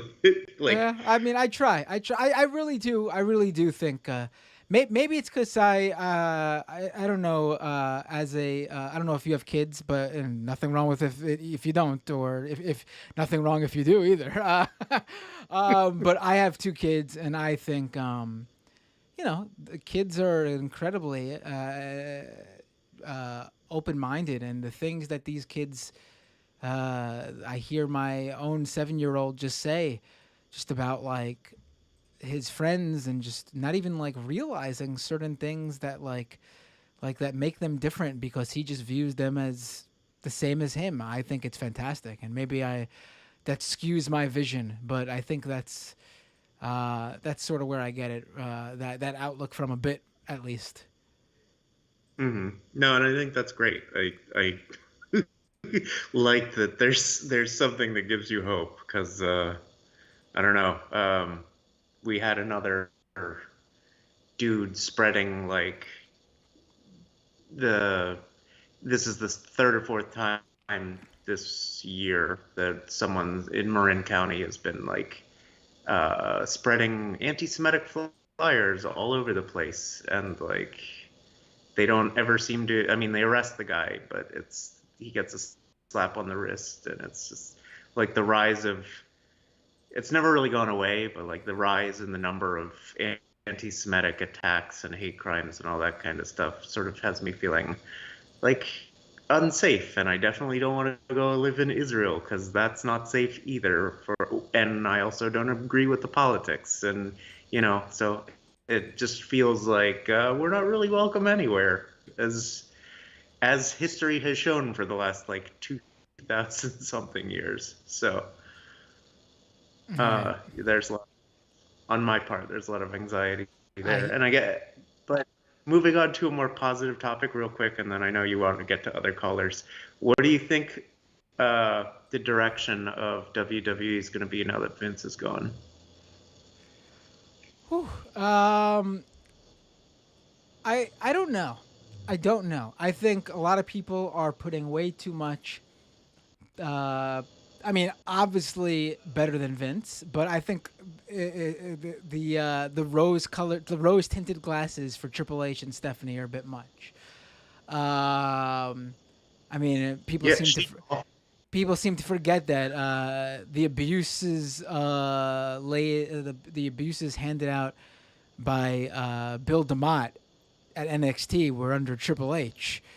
I mean, and Stephanie is, quite frankly, her father's daughter. It's not like literally she led a "Thank you, Vince" chant. I mean, her father, the accusations coming out against her against her father are bad, and clearly, I think there'll be more. And on top of that, he ain't ever coming back after what's coming out. He improperly used tens of millions of dollars of the company's money to pay off these women that he, quite frankly, assaulted. Some of them, at least, would probably define it that way. Improper. I don't. Will it be better? This is coming from someone who, long looked at him as a figure that, clearly had his faults and probably did heinous shit. So I always knew there was something there. But at the same time, you can't it's like trying to support something that is led by the guy is difficult. So you have to sort of, in some fashion, unfortunately, let some things go down by the wayside. Now that you know the full front of it, and as more comes out, it's like, my God. I don't know. It'll certainly be better, but I don't know what the direction's going to be. I mean, I don't think we're going to all of a sudden see like some like WWE like wrestling revival, like how NXT was a couple of years ago. Suddenly all of WWE's like that. I don't think that at all. There's still a lot of shit that company needs to deal with, and quite frankly, before I can even really think about that sort of thing, honestly, in a positive light. Yeah, I kind of feel like they're going to sell it at this point, but because it seems like NBC has really set itself up to buy it, with the library being on Peacock or whatever and all of that kind of stuff. But it might honestly for a long time I thought like whatever's out there about Vince, it's clear that these people in charge here have taken care of that. To me, that's probably the most important thing that they had to deal with, the archives. That's literally all wrestling history, like it or not, all pro wrestling history, at least in the United States of America, is within, and quite frankly, a huge chunk of global, worldwide pro wrestling history is in the WWE's hands. And, but at this point, I think maybe that's for the best. Get the family out of there. Mhm. Yeah. No, what was it, the day after 9/11, or was it a couple of weeks after? 2 days said after. that she 2 days after. Yeah. Yeah, that she knew because of the steroid trials, her family knew what people were suffering from. Like, get the fuck out of here. Right. I mean, it's Yeah, It's no. ridiculous. She was younger then, but it is ridiculous. To me, the more, and this isn't really that well known. Because she said it at like some corporate, like, sort of, like those conventions for like, corporations, like not like for like public consumption, but like branding conventions or whatever. Like when she was like the ambassador for WWE, she was said something like how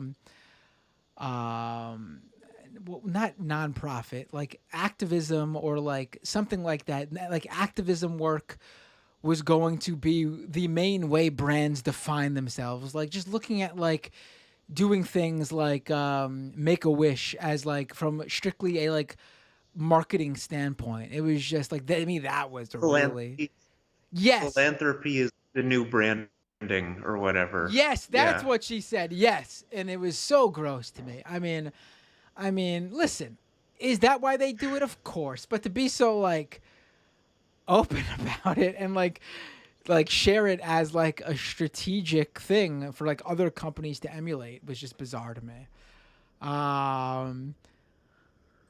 And I say this as someone who also likes them as characters and has heard very nice things too about Stephanie and Triple H too, from a human being standpoint as well. Unlike their father, who, there's all these horror stories, people who have had direct, contact with Triple H and Stephanie do say very good things about them. I do think they are more, more gray area to people than Vince, perhaps. And by all, from what I understand too, they are sort of the reason why maybe WWE has been more careful about their storylines over the years in terms of like who they go after and who they offend and things like that. Who they, because as you remember the Attitude Era, it was like, oh my God. Yeah. Yeah. Although I do think that was, as much of anything, it was just a reflection of society at the time. Like, I think that was one of the few times in the last like 25 years that they were actually tapped into sort of the spirit of the era or whatever. Although they've been better recently with, although it's not for me, but like bringing in like Bad Bunny and Logan Paul and people like that are actually popular and relevant. But like, other than that short stint between 97 and 99 where they had Mike Tyson and people that were still mainstream relevant, they've spent like most of the last 20 years being 5 to 10 years behind on everything. Like bringing in Pitbull like 5 years after he was popular or whatever to sing his songs, or Right. if you can call what he does singing, I don't know. Right. Yeah. I mean, yeah. To me, here will be the biggest tell. How they treat their talent.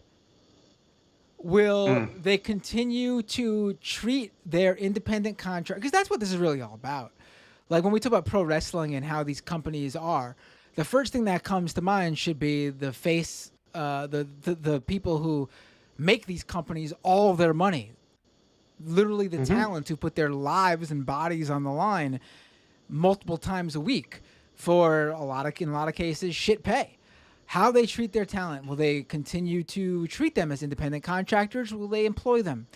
If they decide to continue to treat them as independent contractors, will they actually treat them like independent contractors and let them actually take control of their careers and get work elsewhere and be able to have various other sources of income without the WWE involved in every single aspect of it?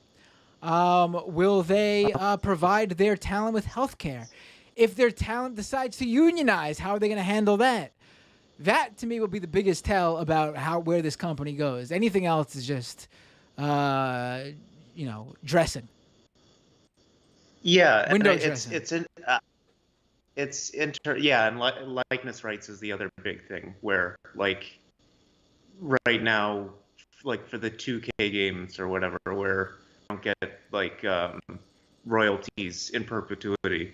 If you buy something in a bundle pack 20 years from now, you get like 10. I mean, it'd still be 10 cents or whatever that you would get per person, but like you should still own your likeness. They need to be treated as actual professional athletes or professional actors.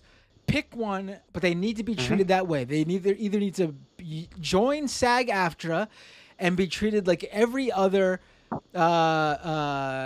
unionized film or TV talent in the country, or they need to be able to form their own professional union like the NFL athletes or the NBA athletes or the MLB athletes. One of those things needs to happen. Yeah. The only problem is like with that, either that or they need to form some sort of guild, where because they're independent contractors, because that's, with the athletes, they're actually employees and they're treated as such. You're right. So it's more like SAG-AFTRA, where they would be a guild of independent contractors. I still, and I've said this before, and I would love to. I should reach out to SAG-AFTRA and see what the hell. Why haven't they got on board with this and tried to create some? They did. SAG-AFTRA. What's her face? Zelina Vega, before she got fired or after she got fired or whatever. I can't remember the order of events, but the VP of SAG-AFTRA was in talks with her, but then WWE hired her. That she got fired, they reached out to her, then WWE hired her back and gave her a bunch of money to shut up about it, essentially. And part of that argument was, I think she had an OnlyFans or something like that, and that's why they fired her in the first place. I'm seeing this. SAG-AFTRA president says group will directly. This is back in November 2020. SAG-AFTRA president says group will directly engage with wrestlers. I mean, that's good, but they should put more pressure on. Like, you can't you can't film a Hollywood movie in this country with non-unionized talent. And get distribution and produce it. Even like if you do a non-union film, you gotta there's completely different set of rules and how far that film can go. I mean, they can really apply some real pressure here, as far as I understand, and they haven't really done that. Like, there should be an active campaign for this, not just like, hey, if you guys want to do something, we'll support it. Yeah, and it's like they should be working actively with talents in the background, like how other unions do when workers are trying to organize. Like I can tell you in the digital media space, when all these journalists and digital media organizations, their workers started unionizing, in the background there was some real there's been some real work with unions who have been helping these efforts. Like, it's not just a one-sided thing. Yeah, and it's a kind of a shame. Like, a lot of the older talent, like Kevin Nash, is super in favor of a union, and he's tried to reach out. Like, said he's tried to talk to people before about it, and sort of gets libertarian talking points back. So I don't know. Some of it might just be the talent. Like, from what I've heard, a lot of them, and again, take it with a grain of salt or whatever, but and it's obviously Kane or whatever was Glenn Jacobs was a super libertarian idiot. But listen, if any of the talent who are still active, like if any of the young talent who are still active now, were thinking about unionizing, and Kane talked them out of it, they should do some real soul searching now that we know exactly who Kane is via his mayorship and his tweets that have come out since he's left wrestling and just done his mayoral role. Mhm. Yeah, well, and that's the thing, right? Like so many of that because everyone's going to be the next John Cena or whatever, because that's the environment that they encourage. They don't. It's the same shit that's true throughout society. Like everyone's a temporarily embarrassed millionaire, so no one wants to like have to potentially pay more dues or more taxes or whatever once they get to that top spot. So I think that's sort of the mentality that's been encouraged. I agree with you. They absolutely should unionize or be treated truly like full independent contractors where, okay, here's my rate. I'm billing you hourly, like, and I'm factoring into that medical care, like what I'm charging you is medical care and all that kind of crap. So I don't know. I know I agree with you. I think it's pretty ridiculous. And what we'll see is how they treat these people. That's one of the sort of disappointing things about AEW is Tony Khan is, I mean, and if you knew anything about Tony Khan before AEW, it's not surprising at all. But like,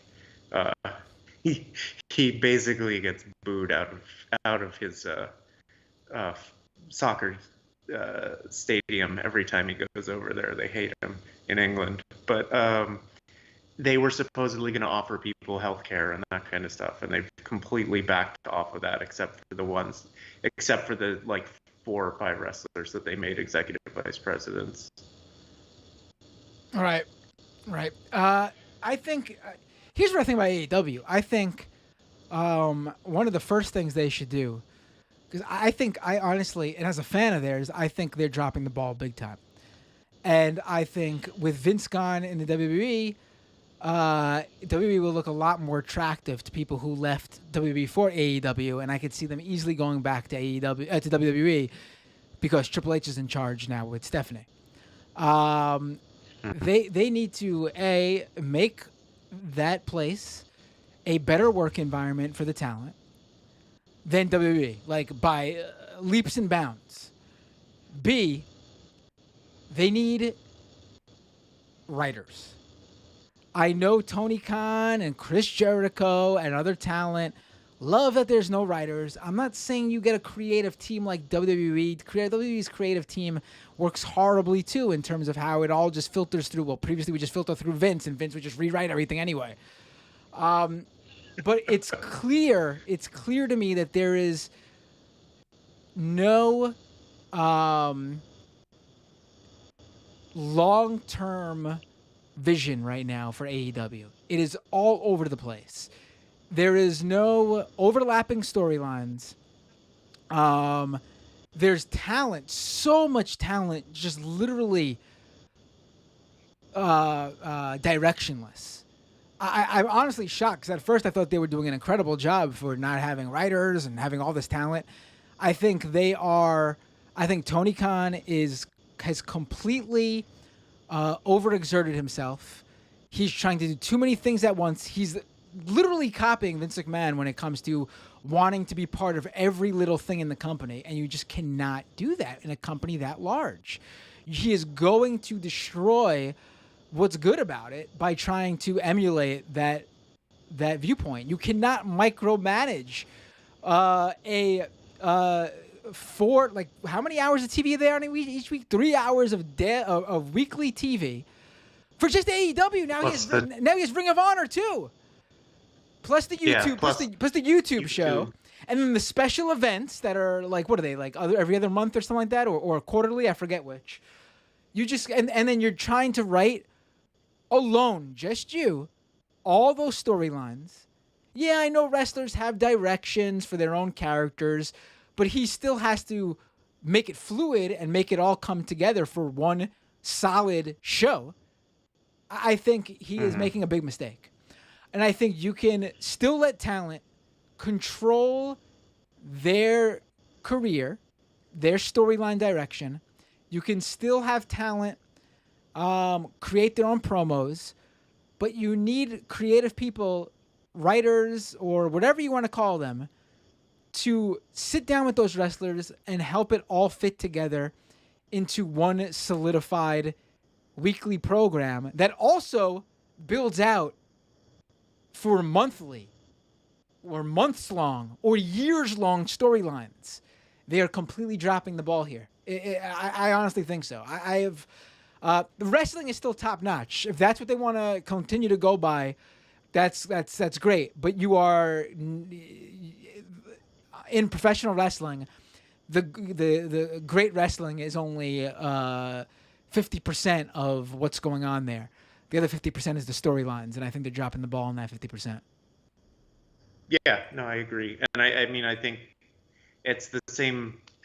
It was the one thing that McMahon was always better at than WCW, was like his long-term storylines made sense. Well, that's because, well, no, actually, I thought WCW was really good with the long-term storylines because, I mean, they literally had you wait a year for Sting versus Hogan. I mean, that was one of the greatest build-ups ever. And they kept storylines going. Like, for ages, someone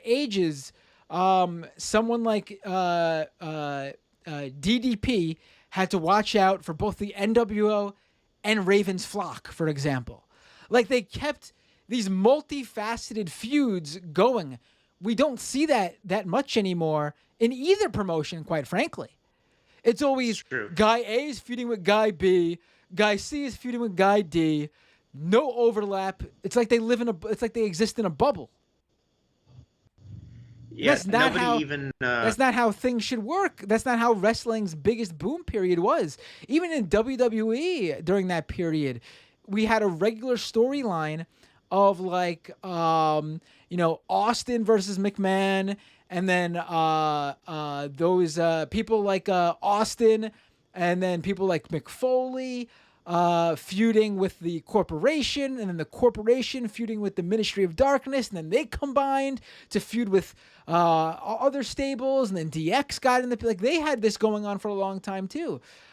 At some point, Vince decided to not let Vince let a lot of Vince Russo's creative team get their writing through to TV. Like, Vince Russo had a lot of power during the Attitude Era.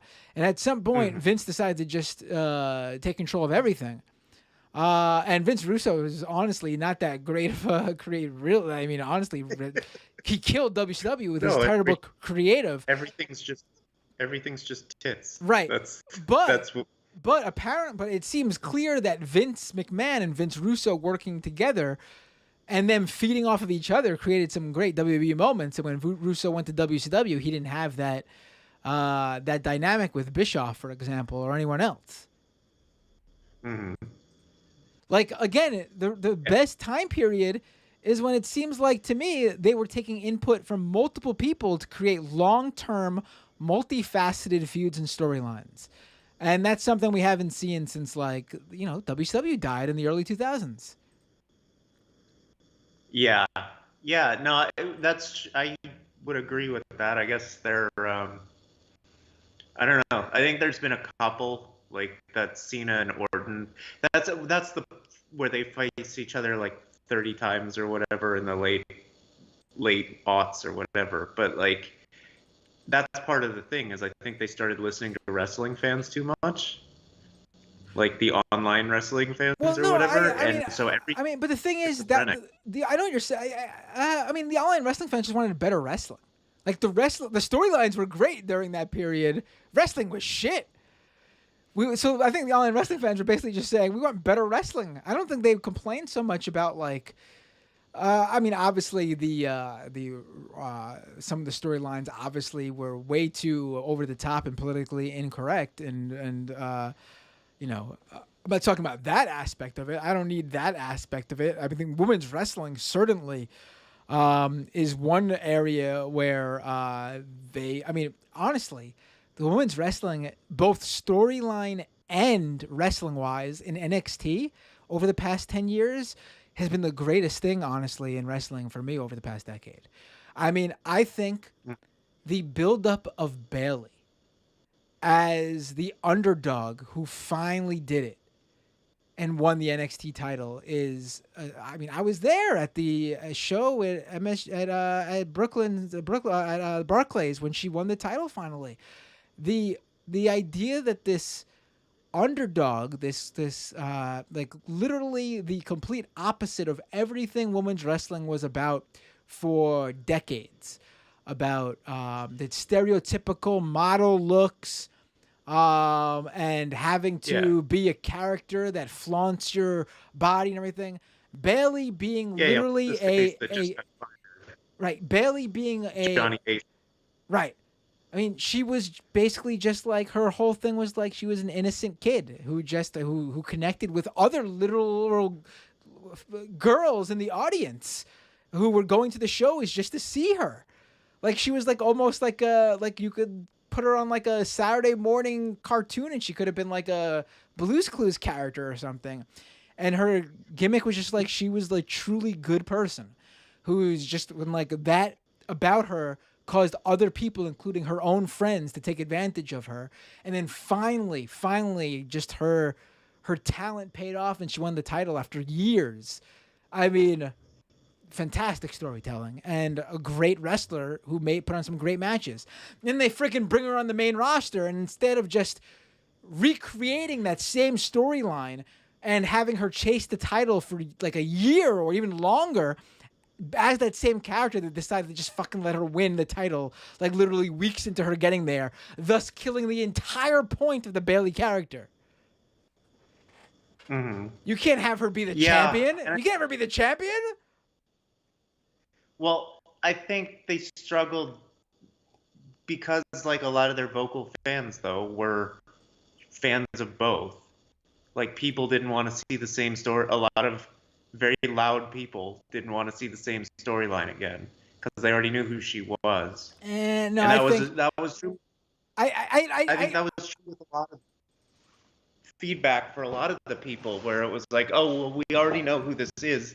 They're like and the only person that I ever saw that they brought in and everyone just knew who he was right away was AJ Styles, and he didn't really spend time in NXT. They just but they have he came in at the Rumble, lost their shit. They had no problem bringing up established NXT names and just pretending you've never seen them before.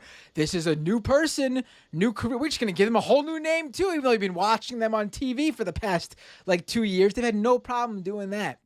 I mean, I think that's if that's their reasoning, it's a cop out. It's a cop out. They didn't know what to do with Bailey. They stuck her with the title because they thought, I don't know, that we don't have a storyline for her, so let's give her the title.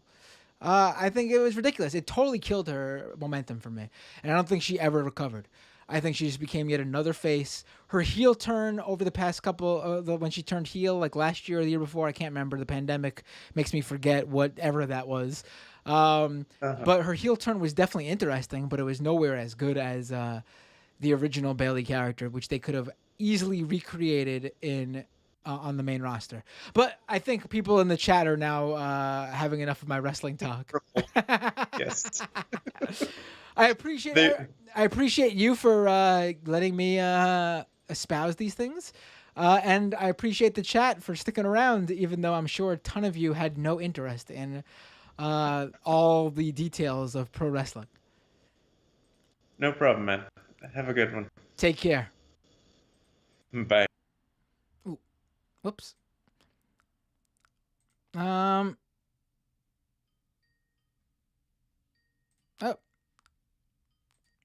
Hey, what's your name? Where are you calling from? All the details of pro wrestling. Oh boy. Yeah. Hey. Take care. Turn down the stream, please. Turn down the stream. Yeah, I turned it off. Oh, let me bring you up on the feed. You're the first person today using video. Renee, my friend, long time no talk. What would you like to talk about? Well, I was going to call in as Soviet Jordan Peterson. Soviet Jordan Peterson? But I defeated myself in the marketplace of ideas. Oh, that's not a bad Jordan Peterson, by the way. Yeah, I mean, needs a little bit more.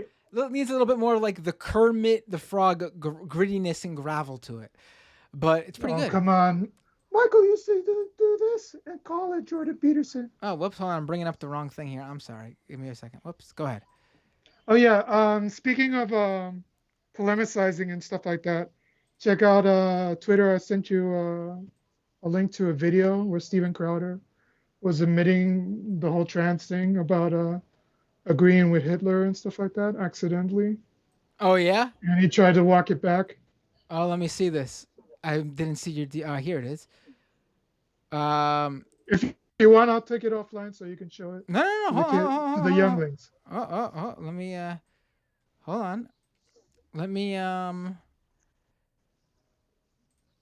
1 second. There's an ad. An unskippable ad. Oh, it's from H3H3.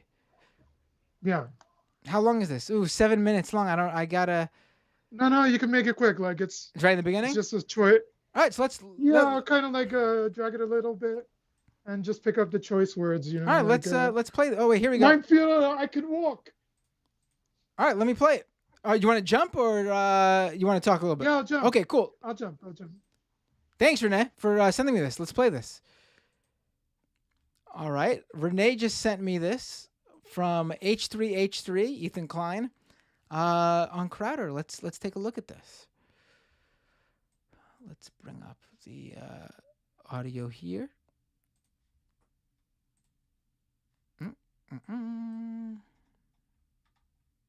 Oh, wait. Let me just zoom out a bit. Too zoomed in here.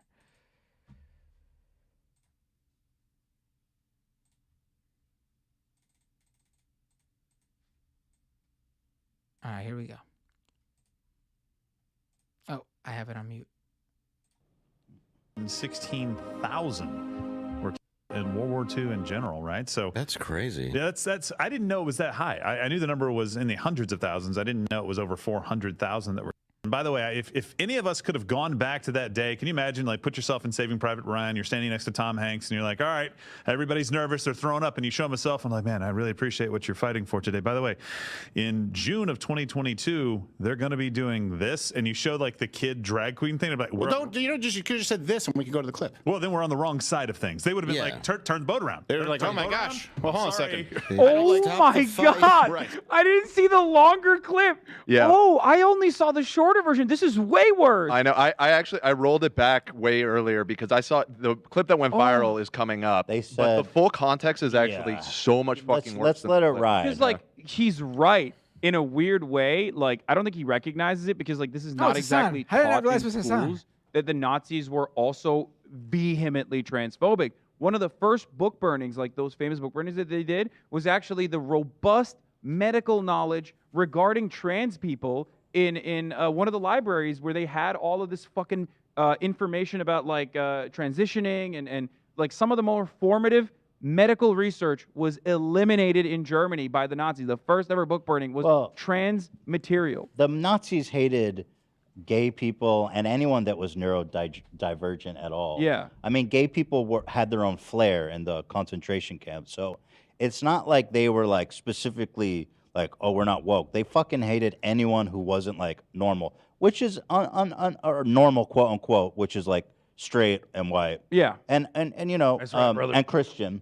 And that's a lot like them in a way, isn't it? No, it's exactly like them. And he's literally saying, like, if I was born in fucking Germany, I would be I would have Hitler's switched most sides, loyal. baby. Yeah, he's like, I would have switched sides. He said that. Yeah. He said he would fucking turn the boat around. He would agree with the fucking Nazis. Yeah. What more do you need to hear? Well, there's a lot more.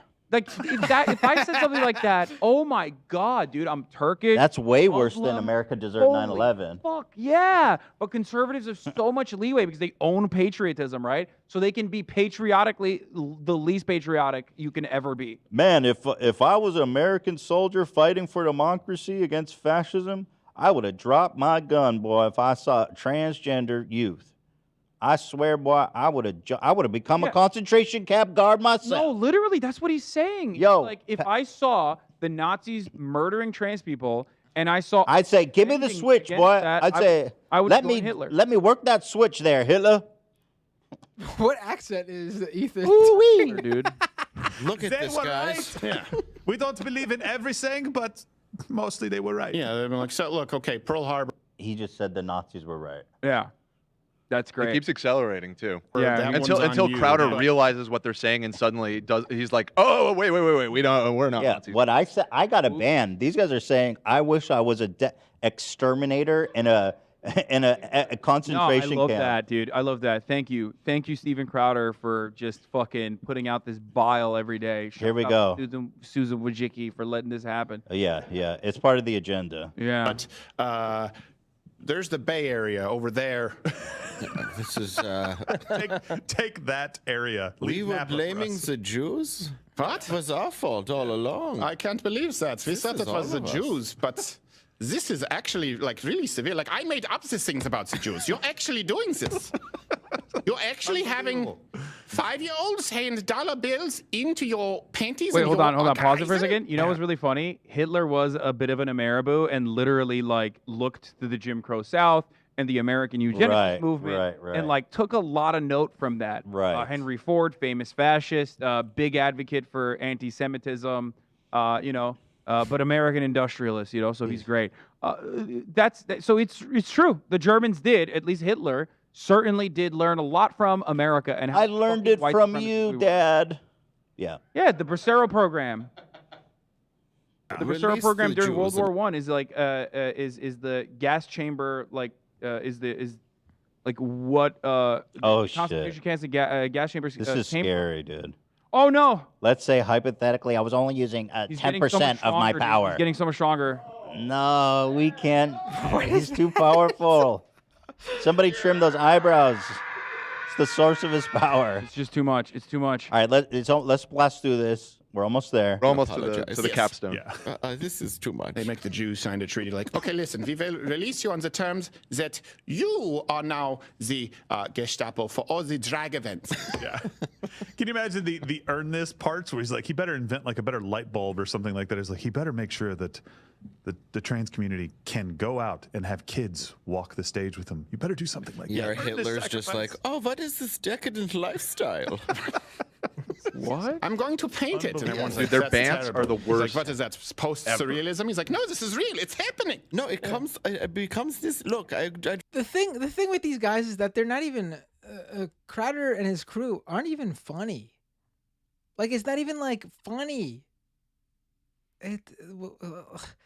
Like they'll say, oh, they're just sharing their their real opinion with a funny German accent, a silly German accent. But it's not actually. There's no jokes here. Like, listen. If the jokes were actually funny, and I think you can actually do real edgy humor, and you'll probably piss people off, but it could still be funny. That's not this. Like, none of these guys who complain about wokeism are usually actually funny. Or at the very least, the jokes that are causing the problem are actually funny. Like, Dave Chappelle, for example, I think that he has funny material. His obsession with the trans community, though, you could tell it's a weird obsession for him because he's spending so much time on it, yet none of his material on trans people are even funny in the slightest. Like, even if you take away, even if you were to just look at it from a perspective of pure comedic value, take away how it would hurt people who are trans, I know you can't if you want to look at it whole, but say you do just eliminate that just to purely rate it as comedy. It's not even funny. It's like, that's why I think so many people are so upset with Dave Chappelle, because it's clear that the guy has talent and he's wasting it away on absolutely unfunny bullshit that he's clearly obsessed with because he feels wronged by people who are criticizing him over that content. Just move on from it, man. At the very least.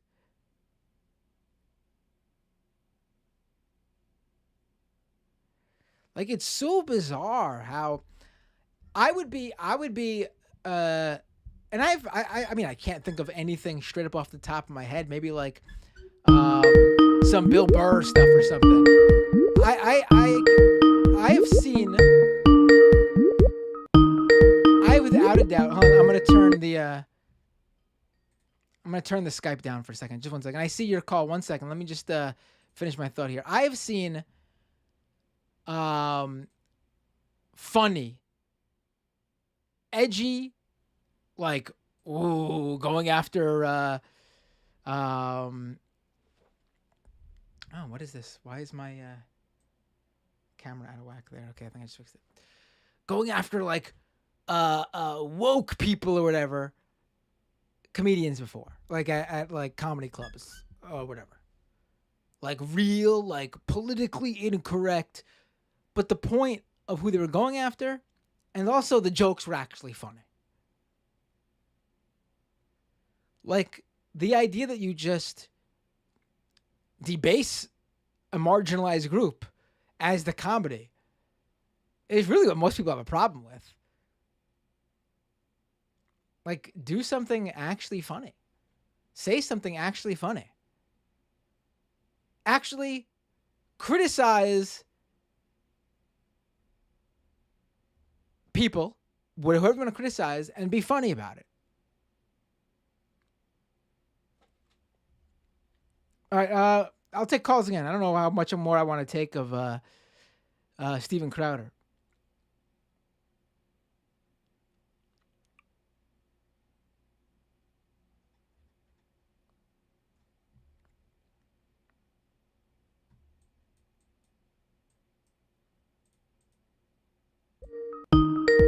Oh, whoops. Hey, what's your name? Where are you calling from? Oh, well, it's me. It's Emmy Martian. Hey, Emmy, how are you? Can I pull your video up? Yeah, let's do this. How are you doing, Emmy? What would you like to talk about? And I'm calling from Austin, Texas. Oh, I know. I know now, yeah. You know. Well, last time I didn't even identify myself because I was just like, let's get right to this. It's me. Yeah. It's me. Oh, yeah. What would you like to talk about? Well, you know, there's a few things. Real quick, since the monkeypox thing, I just want to say, you know, the one thing I think that says about anything, the fact that you know, it was the SM community that like first sort of drew attention to it, all that says is that the LGBTQ community, they do a better job of like safe sex and like keeping their partners informed and like than like the traditional like this het like let's keep all these like stuff about sex and if we have an STD we can't talk about that. We don't talk about these things in public. We keep this behind closed doors. So that's all that says. The fact that it was supposedly like the MSM community that like outed the monkeypox thing, that's just because they're being responsible. That's all that says. I mean, you here with me on this? Yeah. Yeah, I mean, yeah.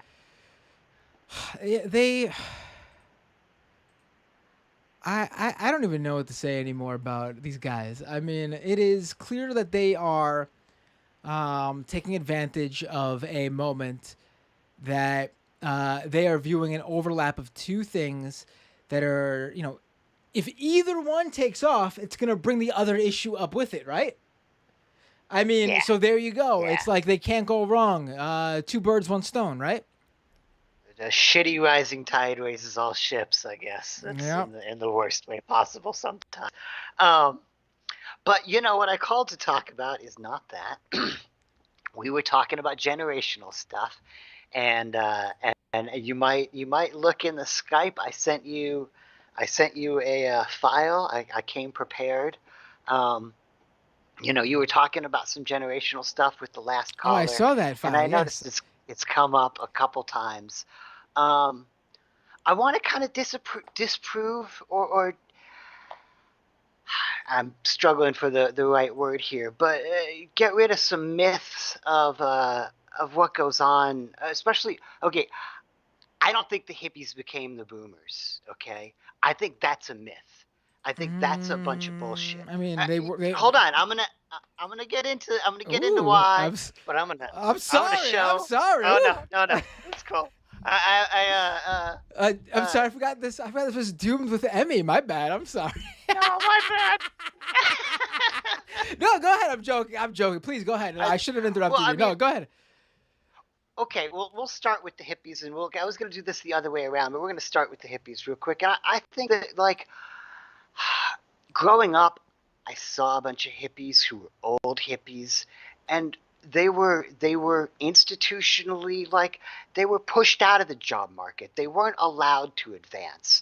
They were economically starved out of existence, and a lot of them, you know, when they were in their 60s, they looked like they were in their 80s. And, you know, a lot of those hippies, I think, they're dead. They became homeless. They, you know, they fought their fights and so forth. I think that there's a lot of them that aren't really around because,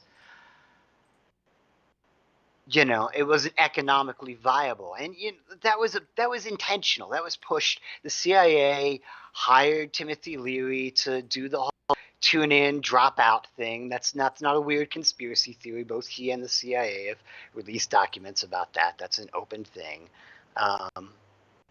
You know, which was to encourage the hippies to, you know, not be able to be in a position to be, quote unquote, the leaders or whatever.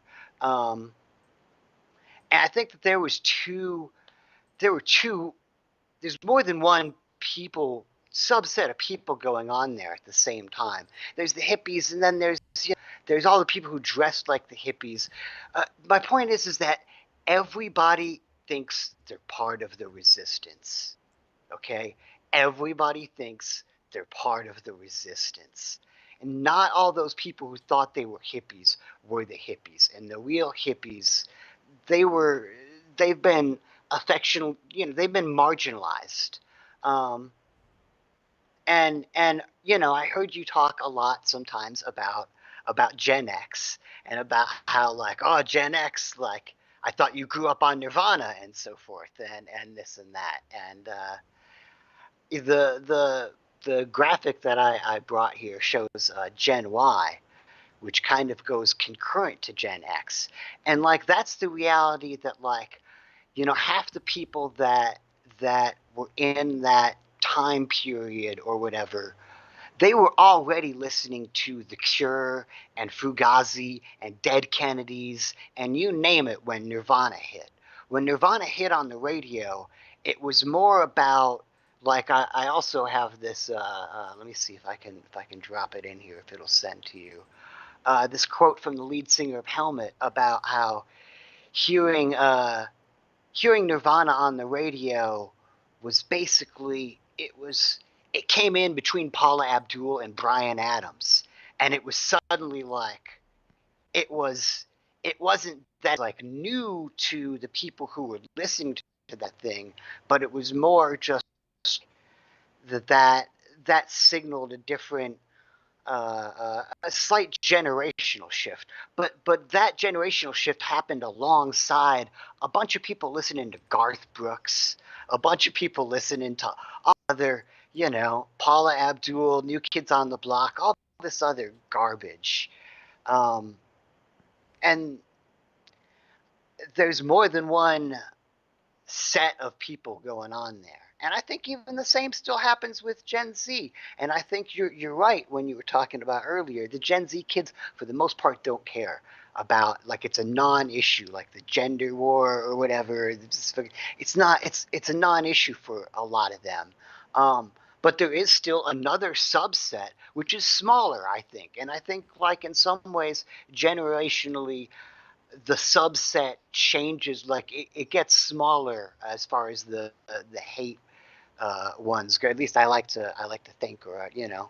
But when I talk to the young kids at my comic book store job, who generally told me that it was a non-issue, you know, they said, yeah, of course there's still those weird, crazy, racist incel boys and so forth. But, you know, they've said that they're kind of, you know, they're the pariahs, and, you know, they're few and far between in some way. For the most part, that's not the bulk of Gen Z or whatever. But I do think that we have more than one thing going on with all these generations, and to lump them together is kind of a disservice and doesn't take into account all these complex systems that are going on. The Gen Y that I'm talking about is the Gen Y that grew up during Reaganism and the Bush era and rebelled against that naturally. But there were also people who were just diehard Desert Storm, patriots, listening to Garth Brooks, and those were neck and neck right at the same time. I mean, of course, we talk about these different generations, there's all sorts of people within it. I mean, by definition, the hippies were boomers. Boomers a generation, not a age. Do you know what I mean? Yes and no. I think that what we call boomers and what we're talking, the boomers that embraced the capitalism, blah blah blah. I don't know. Those weren't ever the real freaking hippies. Those weren't the real. You'd be surprised to see how many hippies have swapped that. Those were the clothing hippies. There were quite a lot of them, we have it in the punk. Come on, we have this in the punk scene too. Oh yeah, we've had this in the punk scene. Sure. There's so many people who dress punk or whatever who call themselves. I think punk, there was a lot more hippies who did that though than because there was very little real. To me at least, there was very little real ideology behind the hippie movement. Honestly, in my opinion, it was mostly just about the music and the the things they were doing. I mean, that depends on who you're listening to and what kind of. I mean, the people who are paying attention to Hunter S. Thompson or stuff like that, aren't really. I mean, a lot of the hippies ended up being anti-vaxxers, and a number of them got into QAnon stuff. A lot of them into conspiracy theories. Oh, yeah, I mean, but actually, I think that. And then a lot of them just straight up sold out and became curmudgeon property owners and landlords, and they're the people that. And I don't think the ones that sold out were those were the ones who were already on board with the American dream. All right, they were already on board, just like That's the just thing, like too, the a ones, lot of the hippie just movement. like there were a lot of those. That guy who was listening to Garth Brooks, he was also listening to Snoop Dogg and Dr. Dre. All right, and thought it was good. He was blowing it. He was blowing out his speakers in his freaking Ford F-150. And freaking, that's just because they doesn't mean that's who they were. Yeah, I mean, of course, listen, obviously my parents are boomers, and I don't think they're horrible, and they certainly are not, they're in the same, they're not particularly well off at all, to say the least. So, I mean, obviously it's not all boomers. A lot of boomers are in the same position as everybody else, obviously. But it's just a truth that the vast majority of people who are up at the very top and are in charge and in power and are responsible for the terrible position so many of us are in are boomers. Yeah, oh no, and 100%, Yeah. absolutely. There's no question there. But I think the ones who were the real hippies, who were actually fighting for real things, who weren't just because you say it's like the hippies were all about the music. Those weren't hippies then. If there was no ideology or whatever, and it was just this vague, those weren't real hippies. Those were just freaking. Yeah, fly by night fashion. I'm wearing bell bottoms, and I believe in the sexual revolution or whatever. I think a lot That's not more- being a real. Everybody thinks they're part of the resistance, though.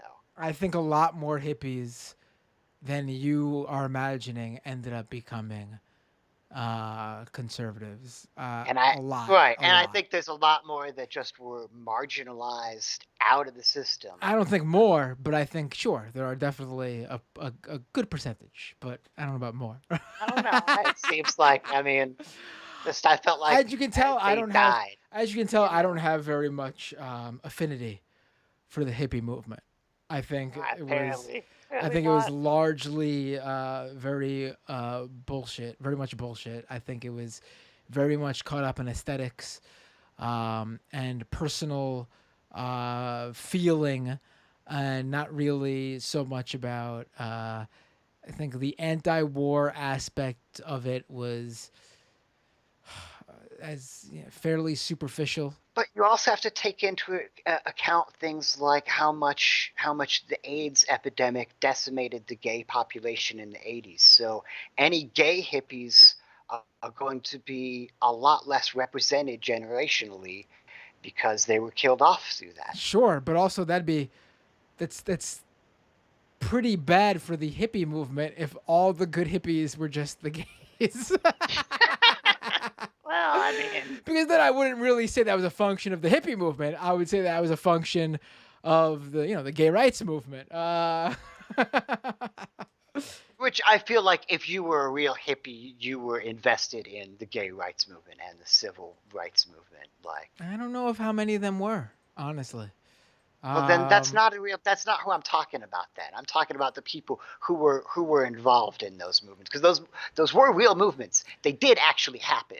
There were actually people pushing. Sure. You can't deny that. Sure. So there were actual people involved in those. So the ones who weren't involved in those are not who I'm talking about. Sure. No, I know. I think we're on the same page. We are most splitting part. hairs yes. here for the most part. I know. I think we're arguing over the exact number of good and bad hippies. But I kind of love doing this kind of stuff sometimes. I feel like it's worth examining. It's worth knowing that these things aren't straight linear progressive cause and effect. That there are multiple factors that play into things, and we can't just like write it off as this generation or that generation. Oh, or absolutely, this one cause or absolutely. that No, one I think cause. but also I think like. I mean, yes, the boomers but also are in power and have been in power and have been denying employment advancement and all that opportunity and political advancement for everybody beneath them.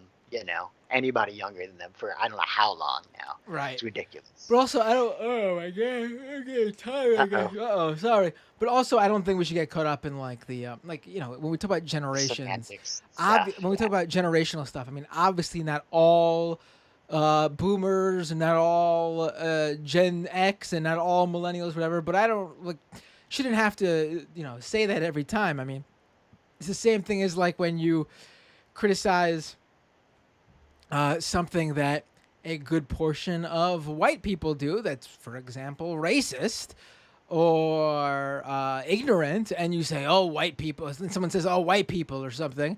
Obviously not all white people, but it's a turn of phrase, and the idea that you have to pop in every minute and specify. I mean, I'm not doing that. No. I'm just saying. I'm just comparing it to like the generational thing. So is this something else you want to talk about, Emmy? Because I don't want to harp on the hippie that's thing. mostly it. We can move on. There's other people who want to call and stuff. I'm sure. I'm probably only gonna take one or two more calls. So okay, all right. You were yawning, and, Yeah, I don't want.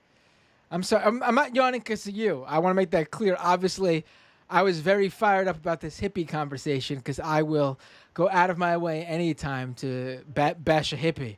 But I haven't looked at chat. I'm curious to know. I'm curious to go back and look at chat and see what because chat. I will go back and read through your Let's thoughts. put it this way. I don't think the peace and love thing jives with most anti-fascists' view of things. So I think that's probably where the where that sort of Oh, I mean, that's the whole point of that Harlan Ellison Bridge Across Time Star Trek episode or whatever, is that you have to fight fascism, that you can't just be peace and love. I don't think hippies really made that designation. I don't know. I can't think of the word. Mean, as time moves on, we do become a little bit more. I'm not saying their movement was the greatest movement or anything. I'm not saying that it wasn't flawed. It didn't have. Yeah, we've learned things since then. We've learned things since the freaking 90s. We've learned things since freaking 10 years ago. All right. Yeah. And I'm glad for that. I am so glad for that.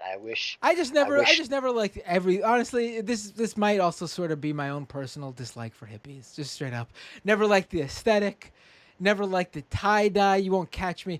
You will not find a single photo of Matt Binder wearing a tie dye article of clothing because it doesn't exist. Because I've never the whole aesthetic, the love for like those bands, and even like Look, I've been a punk rocker since I have knee high. I've never had a battle vest. Okay, there we go. All right. And so I mean, that's your clothing doesn't make you what you are.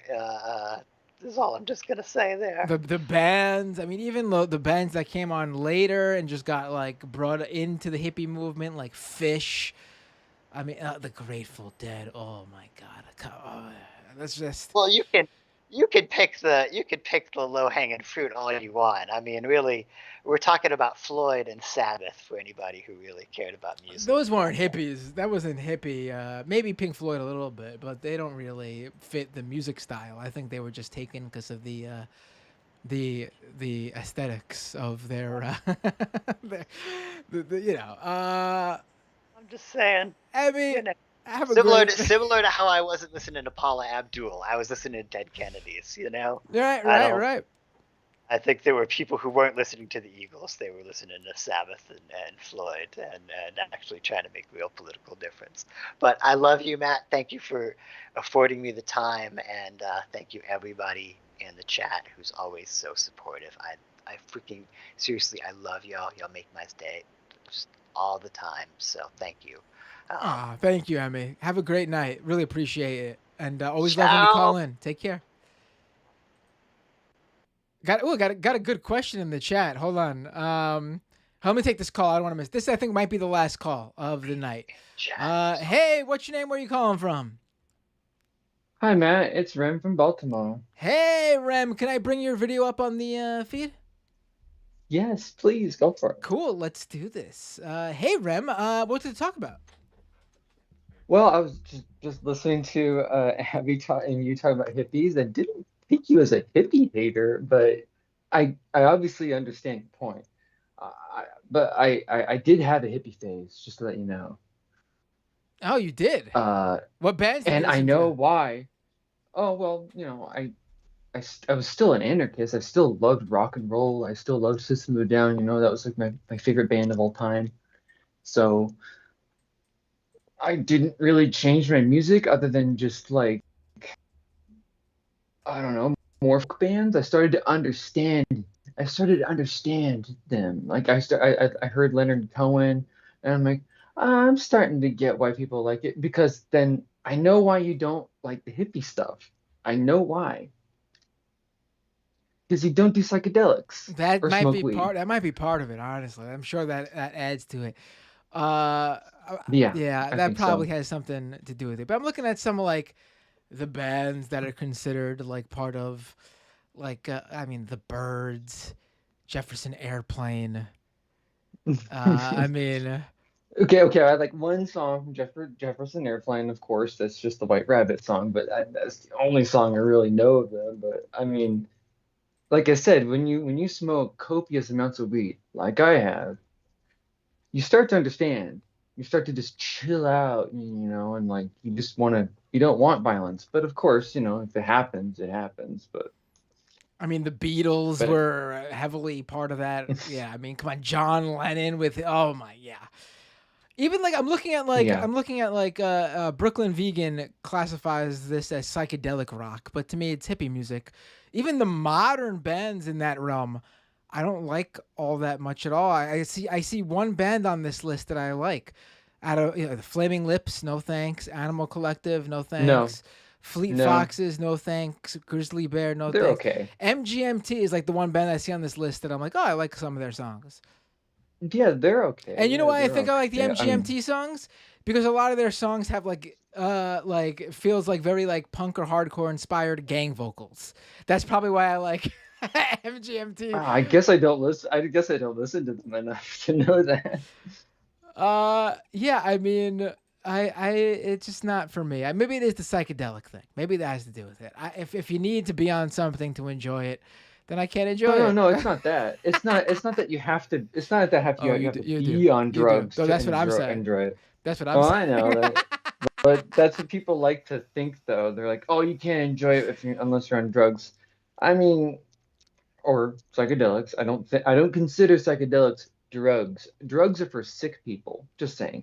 I'm just um I don't know. Music has always been a part of my life. I wasn't a fan of Radiohead, like for the Yeah, longest I never time, got into and Radiohead. Never.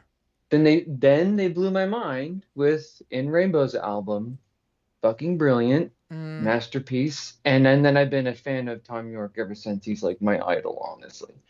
I just he's really good at making music.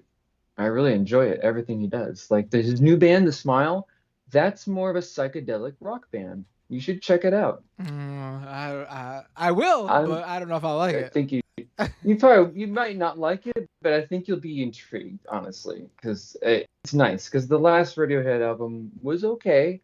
It was more of some recycled songs, some old songs they had.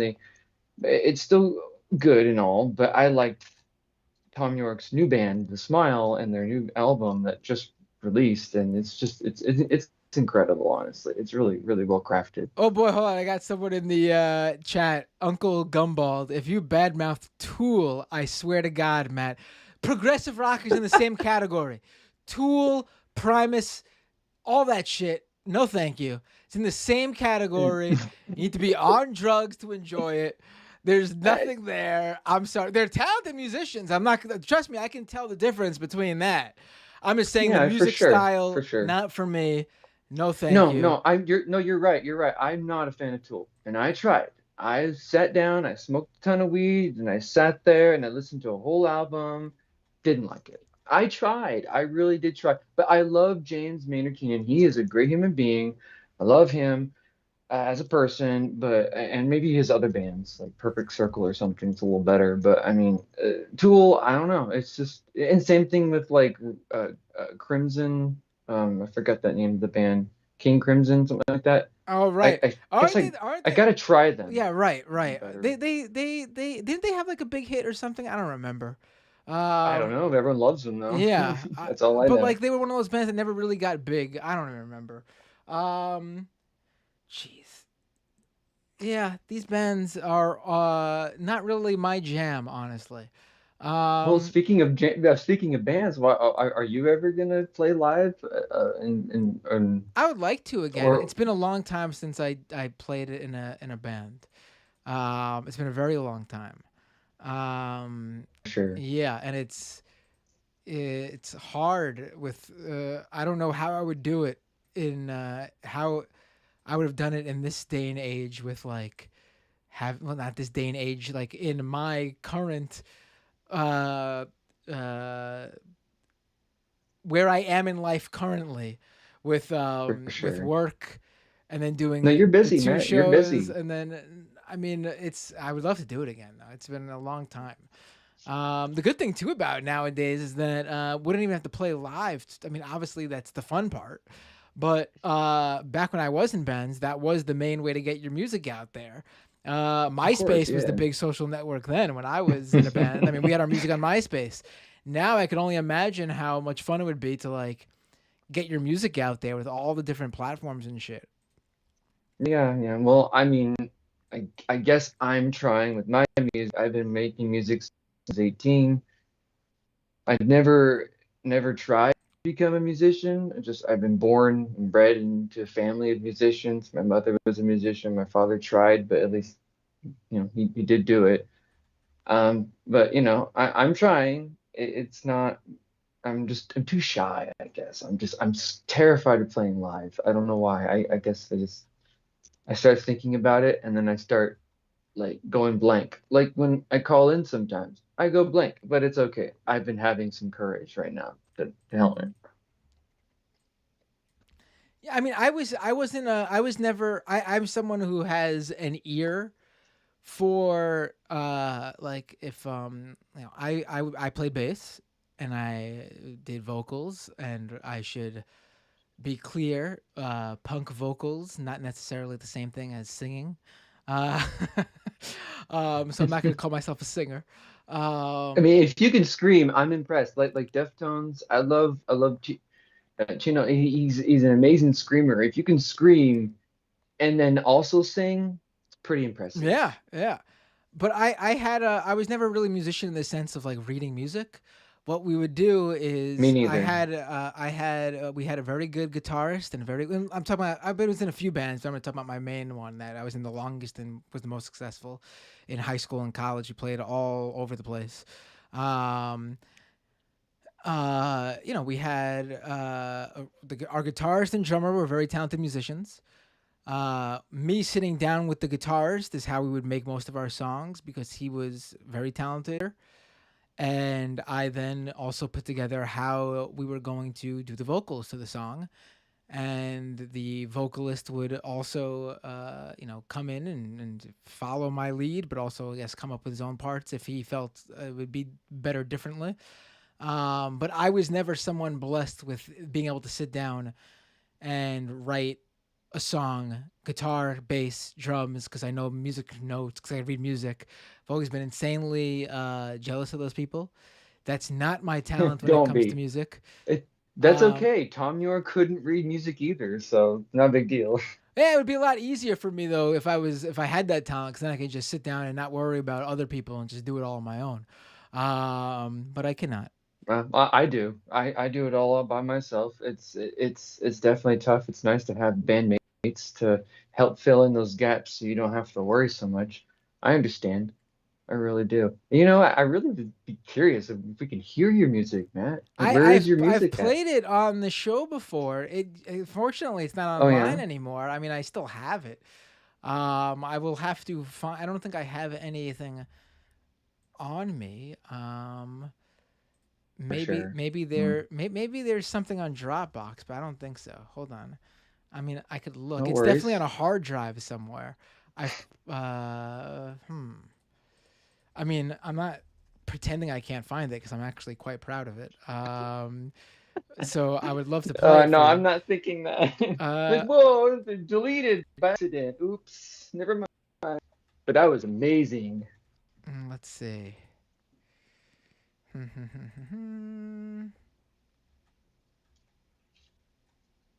There might be one song. I think I've played this song before too. All right, let's if people want to hear, here we go. This was my band. I do. This was my band. Let's hear it. It's a fucking catastrophe. That's what we were called. Perfect. And I don't know if you could tell my voice, but it'll be interesting to see because we got the dual singers, gang vocals. Let's pull up the volume and let's do this. Wow, I don't think we'll be able to hear you though. It's fine. Because, No worries. here we go.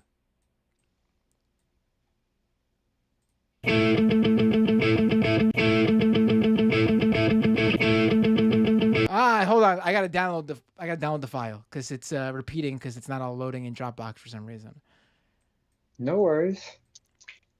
That was weird. All right, let's try this.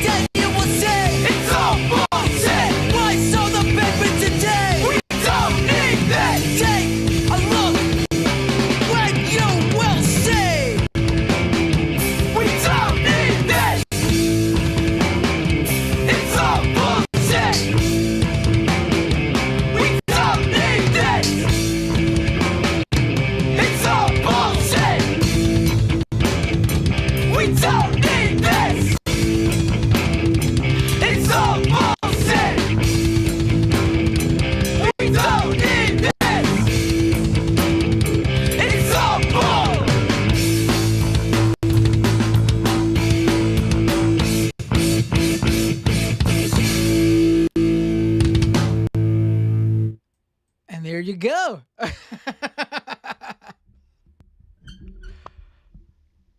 Love it. That was great. Thank you so much, man. That was awesome. So if everyone's wondering what kind of music I like, there you go.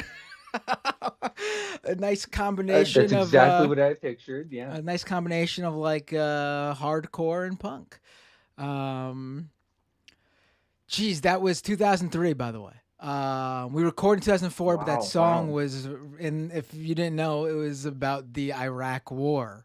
Literally wrote it just as we entered the Iraq War in the winter of 2003.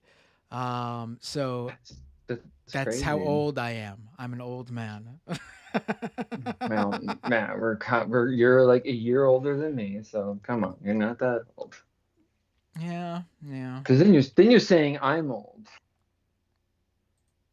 We're young. We're actually young. We're actually young. I like to keep telling myself that. In like 5 years, I'll be 40, and I'm just like, no, I don't want to believe it. I don't want to believe it. Yeah. really Someone don't. just pointed out that was age 16. Yes, we were. Was that 16? 16 was when. I think 16 was when we wrote that song, but I think we were 17 for that recording. I was 17. I was the oldest. The others were. I think drummer and me were 86. I believe singer and guitarist were 88. So we were, 16, 17, I guess. Well, you need to post that on your YouTube and just have like, do you have like an album cover or something? We did not for that one. We just released this online. There was another. We recorded all together. We recorded 5 songs for a shitty production, like just like all recorded live, like not live in front of playing a show. I mean, literally just like everything recorded at once, because we were short on cash that first time. And then a year later, this woman who was a producer randomly posted online that like a band canceled that production, like studio time that she was gonna record them for, like on I forget where, like Craigslist. And she was like, I'm willing to I don't want to waste the studio time, so I'm willing to give like a really cheap recording, but like actual real recording, like each track laid down, recorded at a real studio. I think Rancid recorded at the studio we recorded at. And we were like, oh, hell yes, it's our chance, because we 16, 17, we can't afford anything else. So we recorded 3 songs then. So altogether there are probably, I think, 8 songs fully recorded that I have somewhere. I don't have the others there. That was the only one I had on Dropbox. That was awesome. I appreciate it, man. I always wanted to hear your music. And that was great. Thank you. I think I heard your voice. I heard your voice. It's hard to tell because I was one of the 2 main vocals, so you definitely heard me. Just maybe not be sure which I was. No, it's hard to tell. When people start singing, their accent goes away. So it's hard to tell. Yeah. People, people always, there's people who you could definitely tell that you could like, oh, that's their voice, because they almost sound like their regular voice, but in a singy way. People have told me I don't have that. People tell me that they can't tell my voice from my vocal voice. But maybe you can. It happens. It happens. Like Tame Impala, big fan of that band. The lead singer, and actually he's like the entire band. No one actually knew that. People thought like he had a band, and he's like, no, I made everything myself, and everyone's jaws dropped. But yeah, he's an Aussie. He's from Australia, and you can never tell. You just can't tell. You just can't hear people's accents. My mother would always tell me, if you're having stuttering issues, just start singing, because you won't stutter if you start singing. So I had stuttering problems when I was young, so my mother would just tell me to start singing. Oh, wow. That's you don't even have any leftover anything. Like it's completely, you don't have any voice. I can't tell at all. I'm trying to think of what words I'm looking for. No, it's fine. You know, some people who have like, that issue early on, even like, even if they get rid of it, you could still usually maybe sometimes hear some sort of like, I don't know, like leftover something in their voice, but no. Yeah, you just got to listen to them constantly and you might start hearing it, but it's difficult, you never know. But anyway, Everyone, by I the love way, the music talk. everyone, by the way, really appreciates you making me do that. Uh, everyone in the live chat seems to have really appreciated that. I've played that song before because I guess I'm almost positive. Probably a year or two ago now. Maybe there's shows how different the audience is or how much the audience has grown. But yeah, thanks for the call and for getting me to play that, Rem. Really appreciate that.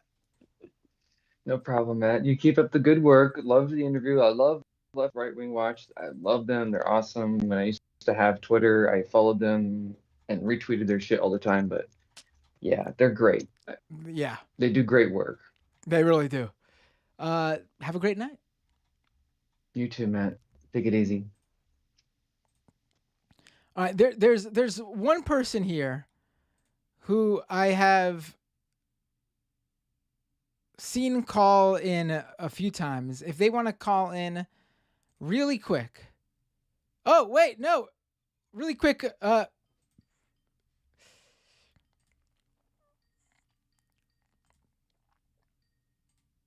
This is not the person I'm talking about. This is going to be really quick. Let me pull up the video here. Here we go. This is what I'm talking about. Kowalski with the kittens that he promised to have on camera. Last Thursday, he tried to call in. I didn't get to his call. Friday, he called into the live stream, told me he wanted to show me kittens on Thursday, but he couldn't show them to me on Friday because he wasn't in the same room as them or the same house as them at the time. Now, Kowalski. Yeah, I was out in a bean field. A bean field. Now we got the kittens. Wow. They are very, very little. They are very tiny kittens. How old are they? I think they're approaching like 6 weeks, but yeah, to show you a perspective of how big they are in my hand. So. Wow. What are their names? One is a nephew. Hold on. You froze. They say that again. Couldn't. Uh-oh. Each one belongs to one of my nieces and nephew. They can't obviously keep them right now because they're staying at a buddy's rental until their house can be fixed. So, yeah, these little guys are just staying with me. What are their names? So the black one is called Shadow. The gray one is Ash. And my 3-year-old niece named this multicolored one Spot. Oh, very cute names. I like them. Not your basic everyday. I mean, Spot sort of, I guess, but the other is not your basic everyday. Actually, Spot's more of a dog's name, so I'm gonna give credit for that one too. Not your everyday cat. Not your everyday cat names. No, they're dude. Little kids are pretty creative. Like, well, I watched remember my nieces and nephew grow up, and it's like they're really clever. Well, I remember when I was asked when I was a kid, what do I want to name my dog? And my first brilliant idea was, are you ready for this, Kowalski? Not shitting you either. I brought up the wonderfully original name of Dog. That's hilarious. Why don't we name the dog Dog?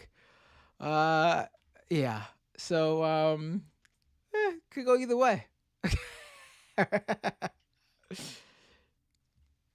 But yeah, this was it. Didn't have anything else really to say other than to show everyone kittens because they're adorable. Typically, I'm not a big fan of kittens, but I don't think I really had a choice. Oh, they're cute. They're cute. Absolutely, they're cute. All right. So yeah, Kowalski, I appreciate you giving us those kittens. I was honestly just staring for a minute at those kitties. Have a great night, Kowalski. Appreciate it, and looking forward to you calling back in with the latest dispatch from the fields about how everything's gonna go to shit soon. Yep, we'll be out of food by Thursday, everyone. Plan accordingly. Oh, no. Bye. All right, this is the person I wanted to take. Last call, because they've been trying to call in for a while. Hey, what's your name? Where are you calling from? Oh, hey, man. Yeah. Sorry, the stream's got a delay on it. Let me mute that real quick. Sure, yep. Yeah, you've done this before. Thanks for letting me in. I gotta say, first of all, I've said this before in my comment section and stuff. When I was looking for political content on YouTube originally, on Majority Report, I liked, Sam's analyzation of things. I really loved Michael's sense of humor, but I knew I was home when I saw your punk rock T-shirts. I see the Unseen logo. I'm like, oh, this is my guy. So I appreciate what you do. Oh, thank you. Can you hear you. me okay? Is that all? What's that? Yeah. Can you hear me Oh, okay? yeah, you're Is that all coming in. good? Yeah, you're good. Yeah. Cool. I'm gonna make this quick because I know it's late. Can I just plug my channel real quick and ask you one quick question after I do that? Yeah, absolutely. Cool, because I was actually going to ask you what your band was like, but we've heard that now, and I appreciate the caller who called that in. Awesome, I love that. I help run a show called Working Class Music. We are a left-leaning group of friends who make content about guitar stuff, and we're all kind of punk and rock, but we all different versions of approaching that. And so, if you're into music and guitar stuff, please check us out. So my question for you is, what was your year with that band? What's your favorite? What's your bass? What's your amp? What are you cranking up over there? Oh man? my God. We have, I don't remember. I don't remember. you're not a gear like that? I do remember the bass I used for a long time. I was so obsessed with this style of. I gotta see it. Hold on.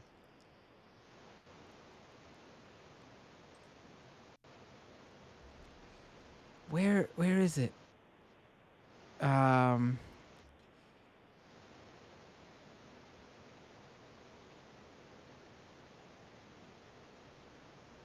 Oh, I guess okay. Here the it chat is. says I It's never said It's funny. my name. It's funny because Xander, everybody. it's funny because it's the Paul McCartney looking bass, but I fucking. Oh, awesome! I thought it was so cool. It was a company. Have you heard of them? It was the cheapest one of that style I could find. It's like the Hofner. But I didn't get his one. The company made like a a shitty ripoff version. Have you heard of Jay Tercer? This was my bass. Okay, yeah. This was my bass. Hell yeah, dude. I love that style of how it looked. I sort of was a big mark at the time for Tim Armstrong of Rancid's guitars, like his hollow electric style. But they don't make that for that's, to me, that was the closest design for a bass I could find in that in that sort of style. So guys like me who when they're at a show and they've never heard of your band, you would walk on stage and I'd be like, oh, this is gonna be like a Beatles tribute kind of thing. You're gonna be playing psychedelic shit, and then you hit me with that hardcore, and I'm gonna be like, okay, these are my guys too. Right. Yeah. Oh, I wanted to mention too, I smoke a ton of weed and I fuck with psychedelics, and I'm not into hippie music. It's just not my thing. So everyone's got a different experience. But I mean, that's just kind of how life is sometimes. Well, but. the closest to a hippie friend I had growing up was actually a rude boy who is super into like ska. So that to me has been that was me too. That's been my connection to like weed to music for me personally growing up. Yeah. Even dressed like literally like my core group of friends growing up, it was like me, who was like a street punk, that guy who was like literally walking around in like the full blown like zoot suit. Oh wow. Straight up like 90s like early Saves the Day style emo kid. And like, we were literally, each one of us like represented one various subculture within the broader punk scene, and Your crew sounds like my crew back then and my crew right now, and I love that. That's a beautiful thing. You know, everyone's a little different, and we all need to get along to make this work. You know Right. what I Well, mean? my That's crew just- right- That's why I love punk music. My crew right now is a 7-year-old and a 3-year-old. Well, you're a father, so that's different. I Yeah, lost you know, my that's- crew. Yeah, no, your crew is you're training the next generation of a crew. You know what I mean? I don't. So- That's but the thing. That's all I want to do. I don't know if my. Maybe we'll see. They're really into. But you know what? I am too. So maybe that's the connection. They're really into Disney Bro, music right now. So. You never know. I got a teenage sister. She's been like a cheerleader and a gymnast all her life. Last year, she went full on Nirvana. I just got her a little PV amp. She's got an electric guitar. She's been teaching herself to play. She sounds awesome, dude. There we so go. You never know. They might surprise you. There we go. They might surprise you. Yeah. So, can I just plug one more time because the chat? Yeah, will I just get want to make sure. everything. Is it this channel? Because I went away from it because I looked up the guitar. It's youtube.com/workingclassmusic. Yeah, that should be it. And it's mostly my POC people. We've got guest people all the time playing all kinds of genres of music. We've done interviews with, about mental health and what it's like to be trans in the metal community and crazy shit like that. So, we try to put a spotlight on real shit. We mostly just talk about what pedal sounds good or whatever, but, it's a fun thing. That's and awesome. if you want to follow me on Twitter, it's Real Xander Cuck on Twitter. Because it was funny when I made that up 5 or 6 years ago. And thanks for bringing me on, man. It's cool to talk to you. Like I said, you guys really, Majority Report and the whole universe around that really helped me out a lot. So, I appreciate you, dude. This is awesome. Oh, I appreciate you saying that. And please do call in again. We could talk more music and whatever you want. Really enjoyed the call. Yeah, no. Yeah, I'd love to dig a little deeper with you, but I know it's getting late, and then I don't want to take up all your time, buddy. So I appreciate your time, man, and we'll talk again soon. All right, awesome. Take care. Have a great care. night. Later, y'all. This was a extremely fun episode, I want to say. Everybody, I think, had a little bit of everything. Everyone brought a little bit of everything, talking about the very serious issue that we talked about in the first half of the show.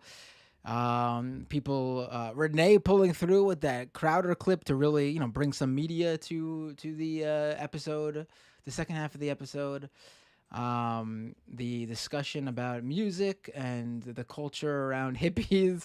I very much enjoyed this episode. I mean, I enjoy every episode with you guys, but I very much enjoyed this episode.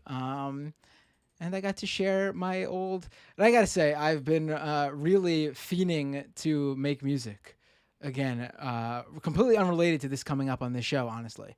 And I've been looking into doing a little something with some other people on the side, just for fun. We'll see how it goes online. All right, let me make sure I read all the super chats, and that's the show. Renee, Republicans spread monkeypox, confirmed by MTG. We hikikomori will inherit the post-capitalist world. Ezekiel Mordecai, the $10 super chat. We're all doomed. My phone says, Binder, why don't you take calls on Discord? I will eventually. I'll have to sit down and figure this shit out so I can get more people calling in. To be quite frank, Skype is the easiest because the streaming program I use has Skype integration, like direct Skype integration. Like literally, I just hit the button on Skype to take your call, and the streaming app I use, Ecamm Live, knows to directly bring in the audio and video from that caller the second I take the call. I don't have to do anything extra. That's why the one thing I do extra is I can take the person off the video part if they just want their voice to be heard.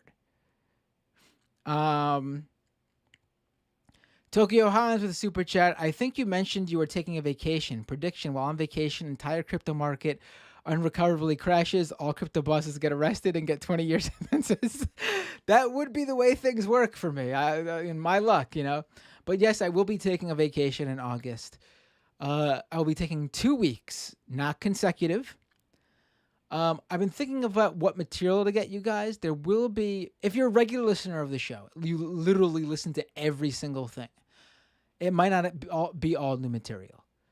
I was thinking of making maybe some, for Doomed. There was a Scam Economy episode that should have been played on Doomed that I didn't get a chance to do. It was the crossover episode on QAnon. I'm gonna release that for Doomed listeners on the podcast feed. I'm going to clip some calls from Scam Economy and release that on the Scam Economy main feed. The reason why I decided not to just straight up record and just put stuff up like interviews, because I enjoy doing the live streams after, and I feel like they add to the interviews, especially on a day like today where we continue the discussion. And so I prefer to do that and not lose that extra stuff we get on the second half of the show. I'm thinking of doing an extra live stream or two in the weeks after my vacation. And also, the week off isn't consecutive. So I take a week off, I'm back, regular shows, another week off, and then I'm back regular as always. This is the first time I've ever taken 2 weeks off. Honestly, since I've been a working man, and I'm doing it because it wasn't even planned. The situation arose. Basically, two separate sides of the family made plans and invited us to come along, and the vacation, in addition to some things being monetarily covered on those vacations, are too much of a combination to turn down, quite frankly. I also think I need it. Past couple of weeks I've been feeling, and maybe you guys noticed, I don't think I show it in the interviews, but I think you guys see it in the calls sometimes, or in the second half of the show sometimes. Feeling a little bit like I need a break, just to not because I'm not enjoying it, because I need to just basically, sometimes you just need to step away so you don't burn out. And I think doing 2 shows regularly, I mean, I don't know, I can't say this because there's probably some other people out there doing it, but I'm doing 2 regular shows where I literally do everything. Booking, live streams, putting the shows together, getting them up, all that stuff. There's no one that I pass something along to right now. So just doing it adds up. Even when you enjoy doing it, it's just like, ooh, I wish I could just lay down and mindlessly watch TV for a night. And then I also, and then if it was just those 2 things, it'd be like, oh, that's it. But then I also do my full-time job. So last Thursday, especially, let me give you guys the rundown of last Thursday really quick. Last Thursday, full-time job, where I actually wrote 3 short, but 3 pieces nonetheless. Then in the middle of that, during my lunch, majority report. Then back to work, doing my full-time job. Then I recorded the Scam Economy interview for Friday the next day. Then recorded then I did the 4+ hour January 6th live stream. Listen, is it laborious work? Absolutely not. Are there people who work harder? Absolutely. But the draining part is that a lot of what I do requires, obviously, intensely reading up and researching stuff, and so I just get mentally drained sometimes. That's all. I'm not saying I feel bad for me. I'm just saying that's why I need this vacation. Because I actually feel bad taking it. Because I've never gone that long without. And I'm actually a little worried about losing live stream viewers when I come back and stuff like that. I'm not so much worried about patrons or anything. Because if I wasn't going to give you guys material, I would not charge. I would like pause the Patreon, but I'm gonna give you guys 4 shows, the 2 Dooms and 2 Scam Economies for the 2 weeks. And then I will have material for Doomed and Scam Economy for the weeks too. Material you might have missed, quite frankly. So cool. I hope you guys will join me for, so let you guys know in advance. Next week, the first week of August, regular shows. Week of August 8th, no live streams, not regular shows.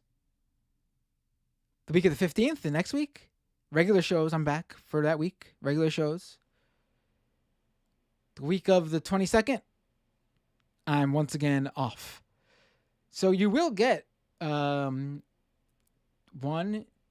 2, 3, 4, and that last week of August is there's almost 5 full weeks. So you will get 5 regularly scheduled episodes in August. So you're really gonna only miss like 2 or 3, which again there will be material, just not brand new interviews.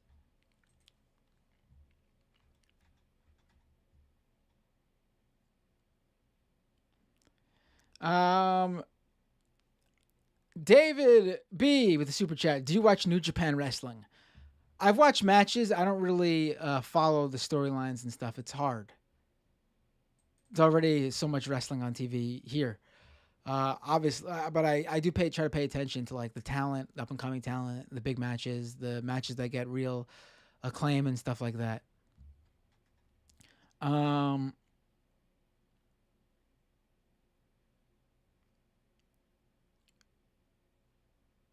Renee on the with a super chat on the Steven Crowder clip. Realizing that you're a Nazi in real time is a bit. Omega with a super chat. Damn, Matt, this music F's. Fucks. Thank you, Omega. I appreciate it. Tokyo Hans. You like any Japanese punk? I could send you a shirt or 2. Oh, shit. Let me take advantage of that and look up. Probably not anything current. Let me remind myself, quite frankly, about I was definitely into some Japanese punk. I can't remember though. It was a long time ago. I haven't really. Miss Heathen says, check your Instagram messages. Oh, is there something like now? I need to really get on Instagram more. There's clearly an audience there, I've noticed.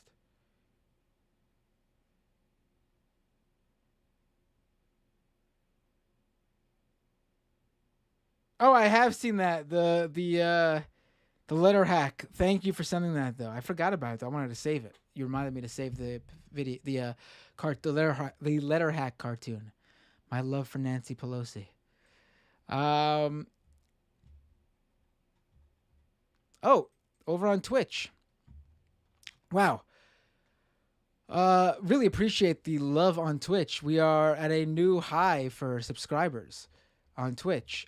Michael Porter subscribed for 1 month at tier 1. Sid Fishes cheered 100 bits. Awesome Gifter with a 5 community gift sub gift. Legend of Sean subscribe with Prime. Thank you so much. Thank you so much. And Sid Fishes gave another. Did Sid Fishes leave a message or? Because Twitch isn't so good at showing me the, I don't see any messages along with those bits. I'm sorry if there was.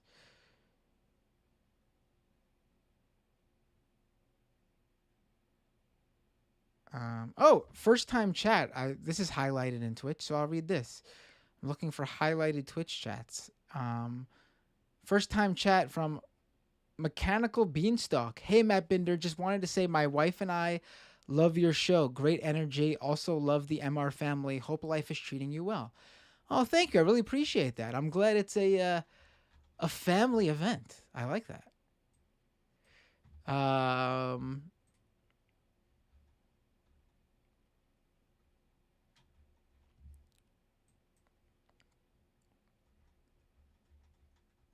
Oh, right. My dad also got that shirt. Who said that? Donald James. Donald says, I got the Michael Jamal Brooks shirt from the Letter Hack. My dad got that same shirt. I missed it. That shirt. If it's just in the gray that my dad got, though, I wouldn't wear it because I only wear black. It's true, though. That's my aesthetic. All right, folks. Really enjoyed the show today. Who should I raid on Twitch? Who's on Twitch right now? Who do I raid? Oh, and once again, if you are not a patron subscriber already, patreon.com/MattBinder. Help me hit our closest short-term goal. We're getting really close. Really appreciate it.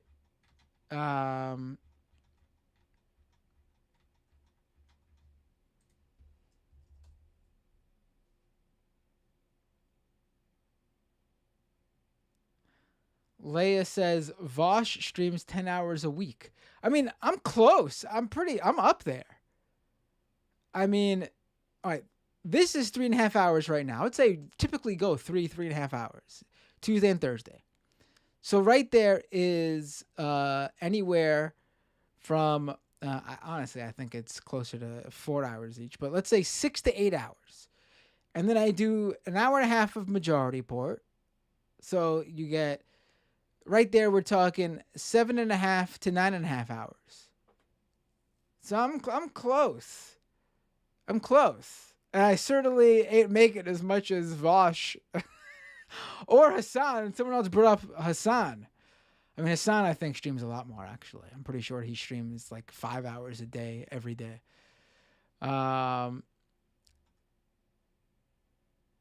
Vosh streams 10 hours a day? Does he really stream 10 hours a day? Because Leia said 10 hours a week. Vosh says most of his income comes from donors in the chat. Right, well, he also has like 6,000 concurrent viewers every chat. Every live stream. I don't have 6,000. If I had 6,000 concurrent viewers dropping super chats, I probably would not have to push the Patreon.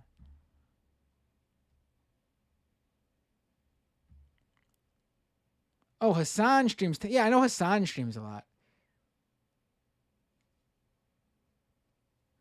Hassan streams a lot. But I mean, he's got a large, extremely large fan base, and it's on Twitch. I think Twitch, people who are Twitch viewers expect a lot more. Honestly. Twitch viewers, in my opinion, from what I've seen, in my experience, Twitch viewers are fine with watching you just sit there for 5 hours doing literally things that are not directly to you, the audience. Whereas YouTubers, viewers are more used to, even in long live streams, a direct sort of like interviews or direct interaction. Twitch users will literally just sit there and watch you like friggin' literally do your work, like your work on the computer.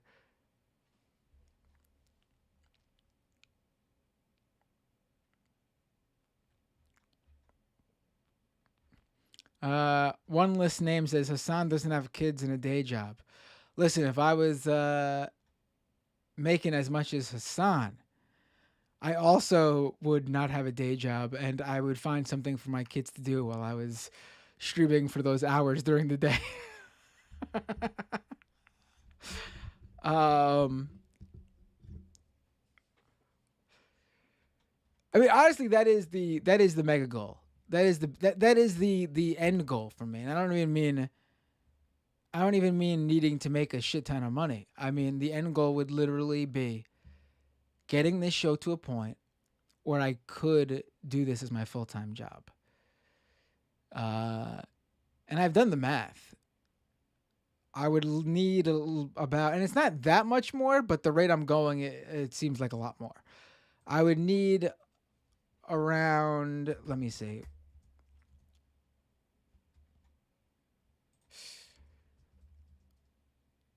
around 5 to 6 times the amount of patrons I have right now. Oh, wait, no, I put in the wrong number.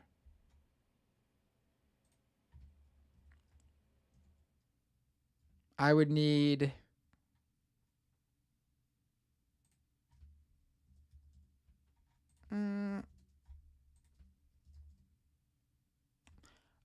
around 5 times the patrons I have right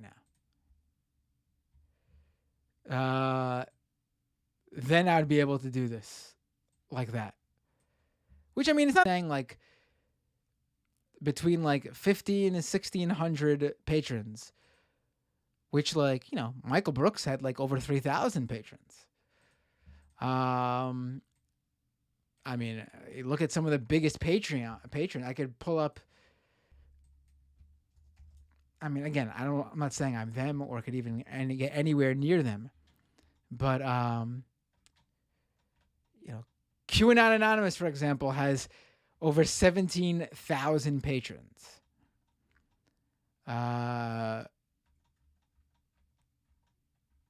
Chapo has 36,000 patrons. I just need somewhere between 15 and 1,800 patrons. And then you would get me all the time. Well, not all the time, but I would probably do a daily stream.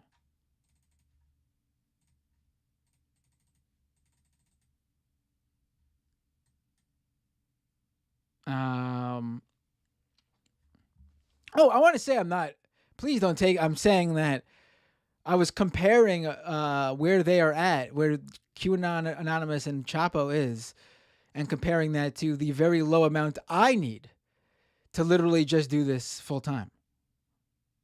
I'm not saying they are undeserving or criticizing them for that. Both those shows put in the work. And I actually brought up those two shows because I think they're examples of shows that do the work and got that amount of patrons. There's patron pages I've seen that literally are like almost abandoned, but they still have tens of thousands of patrons, and I don't get. All right, who should I raid on Twitch?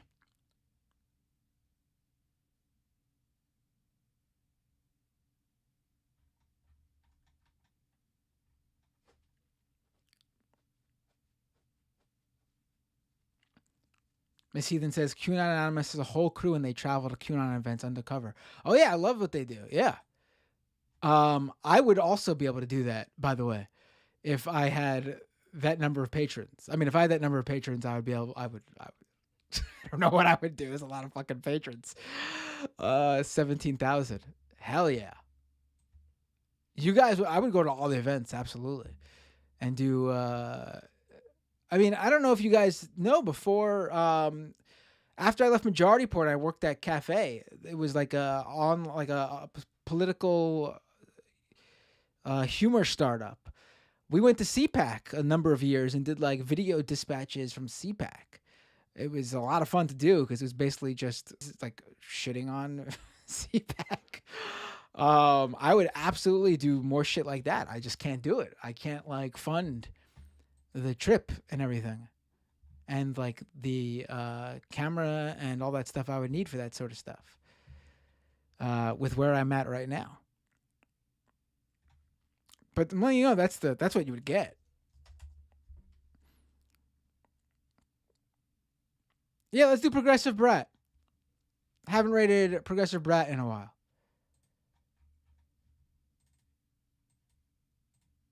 And no one else is on, you said. So let's do it.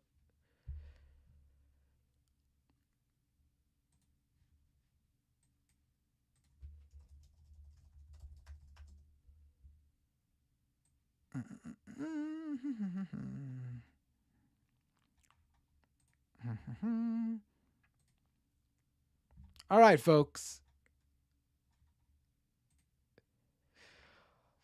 Oh wait, we got a patron subscriber. Hell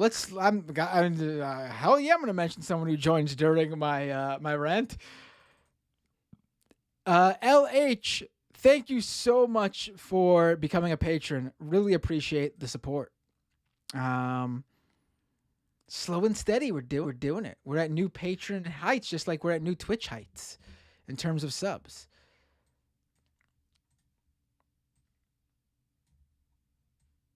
Also, I hate like sharing that stuff, but I do it because people ask and I like being open to. So please don't take it as like me complaining or anything. I'm literally just letting you guys know like what I would do if I was at those being quite open. What I would do if I was at those levels.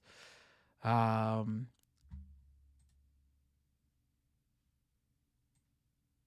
right, cool. I will see you all next time.